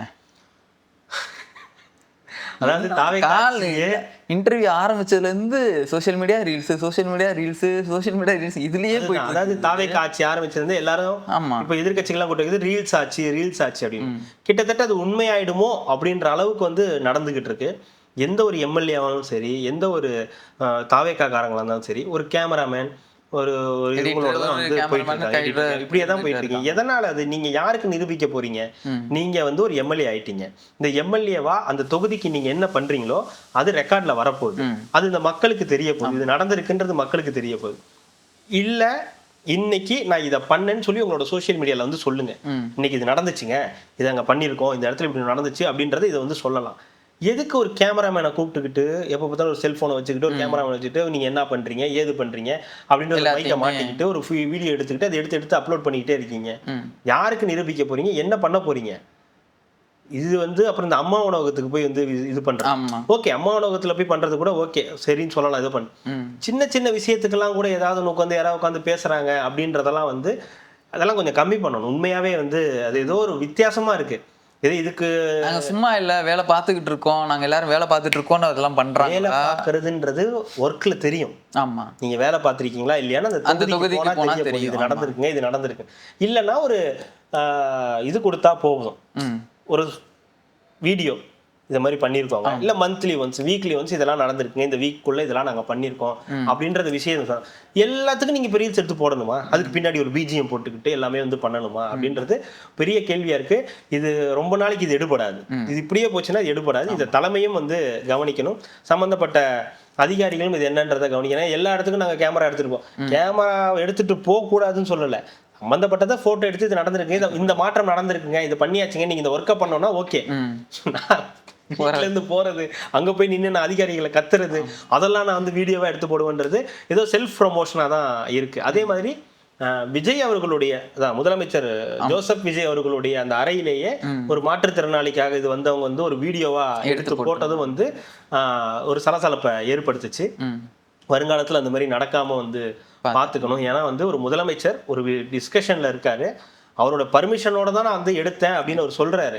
அவருடைய பர்மிஷனாவே இருந்தாலும் முதலமைச்சரே அதுக்கு பர்மிஷன் கொடுக்க கூடாது. எப்போ பர்மிஷன் கொடுக்கணும்னா பேசி முடிச்சு எல்லாரும் கிளம்பும் போது நாங்கள் கூட ஒரு வீடியோ எடுத்துக்கிறோம், ஒரு செல்ஃபி வீடியோ எடுத்துக்கிறோம், ஒரு போட்டோ எடுத்துக்கிறோம்னு சொல்லும்போது அவங்க வந்து எடுத்து தருவாங்க. இல்லை அவர் எடுக்கிறதுக்கு ஒரு அலோவ் பண்ணுவார், நீங்க எடுத்துக்கங்க அப்படின்னு சொல்லி அலோவ் பண்ணுவார். அவர் பேசிட்டு இருக்கும் போதே ஒரு செல்ஃபி வீடியோவோ ஒரு போட்டோவோ எடுத்தீங்கன்னா அவர் மேலேயும் ஒரு இது வரும், இழுக்கு வரும், உங்க மேலேயும் தப்பான ஒரு அபிப்பிராயம் தான் வந்து வரும். அது வருங்காலத்துல இனிமேல் நடக்காம வந்து பார்த்துக்க வேண்டியது முதலமைச்சர்களுடைய. அவங்க சொன்ன ஒரு முக்கியமான வார்த்தை, நாங்கள் இது வரைக்கும் பேசின இருக்கும்போது அதிகாரிகள் இருப்பாங்க, எங்களால் ஃப்ரீயாக பேச முடியாது, எதுவும் பண்ண முடியாதா? அதுக்காக அதிகாரிகள் இல்லாதப்ப ஃப்ரீயாக பேசணுன்றதுக்காக செல்ஃபி வீடியோ எடுத்து காட்டணுன்ற அளவுக்கு அவசியம் கிடையாது. இங்க பேசுனீங்கன்றது விஷயம் ஓகே, நீங்க பேசுனீங்க, ஹாப்பியா இருந்தீங்க, உங்களை ரிசீவ் பண்ணாருன்றதெல்லாம் ஓகே. அதுக்காக நான் செல்ஃபி வீடியோ எடுத்து நாங்க இவ்வளவு ஃப்ரீயா இருக்கோம்னு காட்டுறதுன்றது அனாவசியமானது. இது முதலமைச்சருக்கும் வந்து ஒரு தப்பான பேரை, ஒரு தப்பான, ஏன்னா அவருடைய பர்மிஷனோட தான் நான் எடுத்தேன் அப்படின்னு சொல்லும்போது ஒரு தப்பான முன்னுதாரணமா போயிடுன்றதுனால முதலமைச்சர் அவர்கள் இதை கன்சிடர் பண்ணணும். வருங்காலத்துல இது மாதிரி பண்ணாதீங்க, வருங்காலத்தில் இந்த மாதிரி பண்ணாதீங்க அப்படின்றத இது பண்றதுக்கு ஒரு விஷயமா இருக்குன்றது தான். வேற ஒன்றும் தப்பாலாம் எதுவும் கிடையாது. இது பண்ணக்கூடாது இல்ல, ஒரு அஃபிஷியலா ஒரு மீட்டிங்ல இருக்காங்க பண்ண மாட்டாரு. அதாவது இதுக்கு முன்னாடி இருந்த முதலமைச்சர் வந்து இன்ஸ்டாகிராம் இன்ஃப்ளூயன்ஸை கூட்டு வந்து வீடியோ எடுப்பாங்க, அதுவே தப்பு. ஒரு முதலமைச்சர் ஆஃபீஸுக்கு ஒரு இன்ஸ்டாகிராமில் கூட குட்டி பசங்களை கூப்பிட்டு வந்து நீங்கள் வந்து இன்ஃப்ளூயன்ஸை பயன்படுத்தி உங்களோட இதெல்லாம் காட்டுறீங்கன்றதே தப்புன்னும் போது, அப்போ ஒருத்தர் பேசிட்டு இருக்கும்போது டிஸ்கஷன்ல இருக்கும்போது வீடியோ எடுக்கிறதும் தப்பு தானே. அதை தான் சொல்கிறோம், வேற ஒன்றும் கிடையாது. கிட்னி திருட்டு கேஸை வந்து ஆரம்பிக்குது எலெக்ஷன்னால. நான் வந்து ஏங்க அதுக்குன்னு வந்த உடனே பழி வாங்கணும். நான் ஒரு 4-5 வீடியோ சவுக்கு சங்கர் கூட ரிலீஸ் ஆக போறாருங்க. ஆமா, முதலமைச்சர்கிட்ட இந்த இது விஷயம் போயிருக்கு, குண்டாஸ் போட்டிருக்காங்க இந்த மாதிரி பத்திரிகையாளர்கள்ட்ட எல்லாம் சொல்லும்போது விரைவில் அது வந்து அவருடைய கவனத்துக்கு போயிடுச்சு. கிட்டத்தட்ட பெயில் கிடைச்சிருன்ற மாதிரி தான் நியூஸ். நம்ம உட்காரத்துக்கு முன்னாடி பெயில் கிடைச்சிரும், சீக்கிரம் அந்த குண்டாஸ் எல்லாம் எடுத்துட்டு பெயில் கிடைக்க போகுதுன்னு தான் நியூஸ். மேபி இந்த நம்ம வீடியோ போறதுக்கு முன்னாடி அதுக்கான இது என்னன்றது தெரிஞ்சிரும்னு நினைக்கிறேன். வெளியே வந்து அவர் என்ன பண்ண போறாரு தெரியல. எழுச்சி தமிழர் எடப்பாடின்னு சொல்ல போறாரா, புரட்சி தமிழர் எடப்பாடின்னு சொல்ல போறாரா, இல்ல இந்த இன்னொருத்தர் போட்டுட்டு இருக்காரு ஏரிதாஸ். ஆமா, ஏரிதாஸ் மாதிரி வந்து போட்டு எங்க வீட்டுல கரண்ட் போயிடுச்சு, இன்னைக்கு காலையில பாக்குறேன், அப்படியா நைட்டு கரண்ட் போயிடுச்சு, என்ன ஆச்சுன்னே தெரியல, உள்ள போய் இதுல போய் செக் பண்ணி பார்த்தா ஏன் எதுக்கு என்னன்னே ஒன்னும் தெரியல, என்ன ஆச்சு, இது இப்படி இருக்குது, ரொம்ப மோசமான ஆச்சு, கேவலமான ஆச்சு அப்படின்னு. அது இருங்கடா, பொறுமையா இருங்கடா, ஏன்டா இப்படி பண்றீங்க அப்படின்ற மாதிரி. அதுக்கு ஒருத்தர் நேத்து டேட்டை போயிட்டு பார்க்க வேண்டியதான மூதேவியே, இன்னைக்கு டேட்டை போட்டு பார்க்க அப்படின்னு அவங்க எல்லாம் ஒரு பக்கம் வந்து திட்டிட்டு இருக்காங்க. எல்லாருக்கும் ஒரு வெறுப்பு இருக்குங்க, பயங்கரமான வெறுப்பு. தாங்கள் நினைத்தவர்கள் ஆட்சிக்கு வர முடியல, எடப்பாடி பழனிசாமியால முதலமைச்சர் ஆக முடியல, மு.க. ஸ்டாலின் அவர்களால முதலமைச்சர் ஆக முடியல, இந்த ஆள் வந்து உட்கார்ந்துட்டாரு, எதிர்பார்க்காம இப்படி நடந்து போச்சு, இவங்களை எப்படி இது பண்றது அப்படி பண்றதுன்னு ஒவ்வொரு நாளும் அந்த இருக்கக்கூடிய அமைச்சர்கள், அவங்க இருக்கக்கூடிய கட்சியில இருக்கக்கூடிய ஆட்களை வந்து ஏதாவது ஒரு வகையில ட்ரிகர் பண்ணிக்கிட்டு, ஏதாவது ஒரு வகையில போட்டோவை போட்டு ஏதாவது ஒண்ணு பண்ணி அவங்கள மென்டல் டார்ச்சர் பண்ணிக்கிட்டே இருக்கணும்ன்றதுல குறியா இருக்காங்க. அப்புறம் வந்து இந்த டெண்டர் முறைகேடுன்னு ஒண்ணு வந்துச்சு. புஷி ஆனந்த் அவர்கள் வந்து அவங்களுடைய துறையில வந்து இந்த மாதிரி டெண்டர், அதுல 2 பேரை வந்து இப்ப சஸ்பெண்ட் பண்ணியிருக்காங்க. ஸோ இது வந்து அவங்க என்ன சொல்ற, அறப்பொரு இயக்கம் என்ன சொல்றாங்க, இதெல்லாம் கடந்த ஆட்சியில இருந்து நடந்துட்டு இருக்கக்கூடியதான், ஒரே நாள்ல இந்த டெண்டர்கள்லாம் வந்து ஃபில் ஆயிருக்குன்றது யோசிக்கக்கூடிய விஷயமா இருக்கு. எல்லாமே கோடிகள், லட்சங்கள், கோடிகள்னு இருக்குது. அப்போ அதெல்லாம் முறைகேடு நடக்க அதிக வாய்ப்பு இருக்குன்னு போது 2 பேரை வந்து சஸ்பெண்ட் பண்ணியிருக்காரு அமைச்சர். அந்த துறை அதிகாரிகளை வந்து சஸ்பெண்ட் பண்ணியிருக்காங்க. ஸோ அது உண்மையாவே பண்ணுங்க. டெண்டர்கள் யாருக்கு போகணுமோ அவங்கள்ட்ட தான் போகணும். இதுல ஏன் போகணும்னு சொல்றோம்னா, இதுக்கு முன்னாடி கடந்த காலங்கள்ல இருந்த ஆட்சியில பல தவறுகள் நடந்திருக்கு. அதே தவறுகளை நீங்களும் பண்ணி மாட்டிக்காதீங்க. அதுதான் நம்மளுடைய வேண்டுகோள். முடிஞ்சது. அண்ணன் விட்டுட்டீங்களா? அண்ணனா? ஐயோ, ஞாபகப்படுத்திட்டீங்க. அண்ணன் வந்து மே 18 இதுல வந்து பேசி முள்ளிவாய்க்கால், ஆமா முள்ளிவாய்க்கால் நிறைய பேசியிருந்தாருங்க. அவர் ஒரு 1 மணி நேரத்துக்கு மேலே பேசியிருந்தாரு. நிறைய விஷயங்கள் முள்ளிவாய்க்கால் பற்றி பேசியிருந்தாரு. தமிழர் இனப்படுகொலை பற்றி வந்து எல்லாருமே வந்து சும்மா அவர் ஒரு கட்டு பேசினது, ஒரு 7 நிமிஷம் 8 நிமிஷம் விஜய் அவர்களை பற்றி மட்டும் பேசினது, முதலமைச்சர் அவர்களை பற்றி மட்டும் பேசினதுன்னு போடுறாங்க. அவர் நிறைய பேசினாரு. தமிழர் படுகொலை, அடுத்து என்ன பண்ணணும், நம்ம ஏன் தோற்றோம் அப்படின்னா நிறைய விஷயம் பேசியிருந்தாங்க. அவர்ல ஒன்னு சொன்னார், அதுதான், நல்ல வேளை நீ என்ன தோக்கடிச்சிட்ட, என்னைய மட்டும் உள்ள அனுப்பியிருந்தேன்னு வச்சுக்க, ஐயா முதல்ல நீங்க 4வது இடத்துல இருந்து முதல் இடத்துக்கு வரணும், ஜெயிக்கிறதெல்லாம் அப்புறம் டெபாசிட் வாங்கணும், டெபாசிட் வாங்கி அதுக்கப்புறம் இந்த ஜெயிக்கிறது லிஸ்ட்ல செகண்டோ ஃபர்ஸ்டோ இருந்தாதான் உள்ள போற கனவெல்லாம். அதனால உங்களை உள்ள அனுப்புற ஐடியாலாம் வந்து அங்க காரைக்குடியிலே யாருக்கு இருந்த, உங்க சொந்த ஊர்லயே யாருக்கு இருந்த மாதிரி தெரியல. அப்ப அந்த அளவுக்கு நீங்க வந்து வேலை செஞ்சிருக்கீங்க. இவருக்கும் அதே பிரச்சனை தான், கவர்ச்சியில விழுந்துட்டீங்க, மாய பிம்பத்துல விழுந்து. நீங்க ஒரு சரியான அரசியல் முன்னெடுப்பு எடுக்காதனாலதான் கூட்டணி தானே எல்லாம். அது ஒரு பக்கம். சரியான அரசியல் முன்னெடுப்பு எடுத்திருந்தா, ஒரே பேச்சை பேசியிருந்தா ஏன் மக்கள் அந்த முடிவு எடுக்க போறாங்க? இன்னைக்கு உங்களுடைய ஆட்கள் ஏன் போயிட்டு அவரை போய் வந்து எப்ப பார்த்தாலும் வன்மத்தோடைய, பாத்தீங்களா இந்த ஆட்சியில் இப்படி ஆகி போச்சு, பாத்தீங்களா அந்த ஆட்சியில், இந்த ஆட்சியில் 1 மணி நேரத்தில் இப்படி ஆகி போச்சு, பாத்தீங்களா 10 மணி நேரத்தில் இப்படி ஆகி போச்சுன்னு தினம் ஒரு 10 போஸ்ட் வந்து போட வேண்டிய நிலை ஏன் வந்து வருது? நீங்க ஏன் பத்திரிகையாளர்களை சந்திக்காத ஒரு நிலை ஏற்பட போகுது? அப்ப நீங்களும் ஒரு கலாய்வு பண்ண வேண்டிய நெருக்கடியில் இருக்கீங்க. அதாவது கான்ட்ராக்டா இருந்துச்சுன்னா சரி ஓகே 1 year 2 yearன்ற மாதிரி முடிச்சுட்டு போடலாம். அவங்கலாம் வந்து கட்டப்பா மாதிரி, நான் மட்டும் இல்லை என் குடும்பம் பரம்பரை சந்ததியுமே வந்து அப்படிதான் இருக்குன்ற மாதிரி தான் அவங்க. அதனால சொன்னாருங்க, அதுதாங்க, நல்ல வேலை நீ என்ன தோக்கடிச்சிட்ட, நல்ல வேலையோ கெட்ட வேலையோ அது உறுதி. ஒரு வேலை கூட ஒண்ணு உள்ள வரக்கூடாது, ஒரு வேலை கூட உள்ள அனுப்புற ஐடியாவே கிடையாது. நீங்கள் உங்களை மாற்றிக்காத வரையில் உங்களை மாத்திக்கிங்க, அரசியல் சரியா பண்ணுங்க, கண்டிப்பா உள்ள போவீங்க. பேசுறவங்க எல்லாம் மக்கள் தூக்கி வெளில போட்டாங்க, பேசவே மாட்டாங்கன்றாங்க ஒருத்தவங்க, அவங்களெல்லாம் தூக்கி ஆட்சியில உட்கார வச்சிருக்கீங்க. கொஞ்சம் வேதனைப்பட்டாரு. பேசிக்கிட்டே இருந்தா பைத்தியம் சொல்லிங்க, அதை அனுப்பிச்சு வச்சிருவாங்க. அதுக்கு மேல ஒண்ணு, இந்த ஆமகறி சாப்பிட்டதுக்கெல்லாம் எக்ஸ்பிளனேஷன் கொடுத்துருந்தாரு. அப்ப இந்த இவர் இருக்காருல்ல, இலங்கையிலேருந்து வந்து பேசிட்டு போனாருங்களா, அவருக்கெல்லாம் வந்து அவர் இங்கேருந்து போயிட்டு திருப்பி அங்கே போய் அவர் அங்கேருந்து வந்து ட்ரிகர் பண்ணி விட்டு போயிட்டாரு. என் பக்கத்துக்கு நான் ஒன்று பண்றேன் அப்படின்னு அவர் ட்ரிகர் இல்லை பண்ணிட்டு போனதுக்கப்புறம் இப்போ அங்கே போயிட்டு இவர் பேசுனதுக்கு பார்த்தீங்கன்னா, டேய் நீ வந்து அங்கே இருந்துட்டு இந்தியாவில் இருந்தாலும் நீ தப்பிச்சு இங்கே மட்டும் இருந்துச்சுன்னா உன்னை சுட்டு போடுவேன் சுட்டு அப்படின்னு இருக்காரு. அண்ணன் அடி வாங்காத ஏரியாவே கிடையாதுடா, நீ மட்டும் இங்கே வா உன்னை நானே சுட்டு போடுறேன் இருக்காரு. ஏன் தான் அவருக்கு இந்த பிரச்சனையே தெரியலைங்க. ஏதோ பேசுறாங்கன்னு விட்டுட்டும் போக மாட்டேங்கிறாரு. ஆமக்கறி சாப்பிட்டதெல்லாம் நான் சும்மா தான் இந்த கீழே இருக்கிறவங்க தான் ஏற்றி இதை போய் மேடையில் பேச சொல்லுங்க. இப்போ சும்மா பேசிட்டு இருந்தது தானே, அதையே வந்து மேடையில் பேசணும். அதனால தான் இவ்வளோ பிரச்சனையும். என்ன பண்றது, இருக்கட்டும். கண்டிப்பாங்கிறதுக்கு நாளைக்கு என்ன விஷயங்கள்லாம் நடக்குதுன்றதை பார்த்து தொடர்ந்து நம்ம பேசுவோம். மிக்க நன்றி. மக்களுக்கு நல்லது பண்றதுக்கு அரசியலுக்கு வாங்கடா, கொள்ளை அடிக்கிறது கொலை பண்றதுக்கு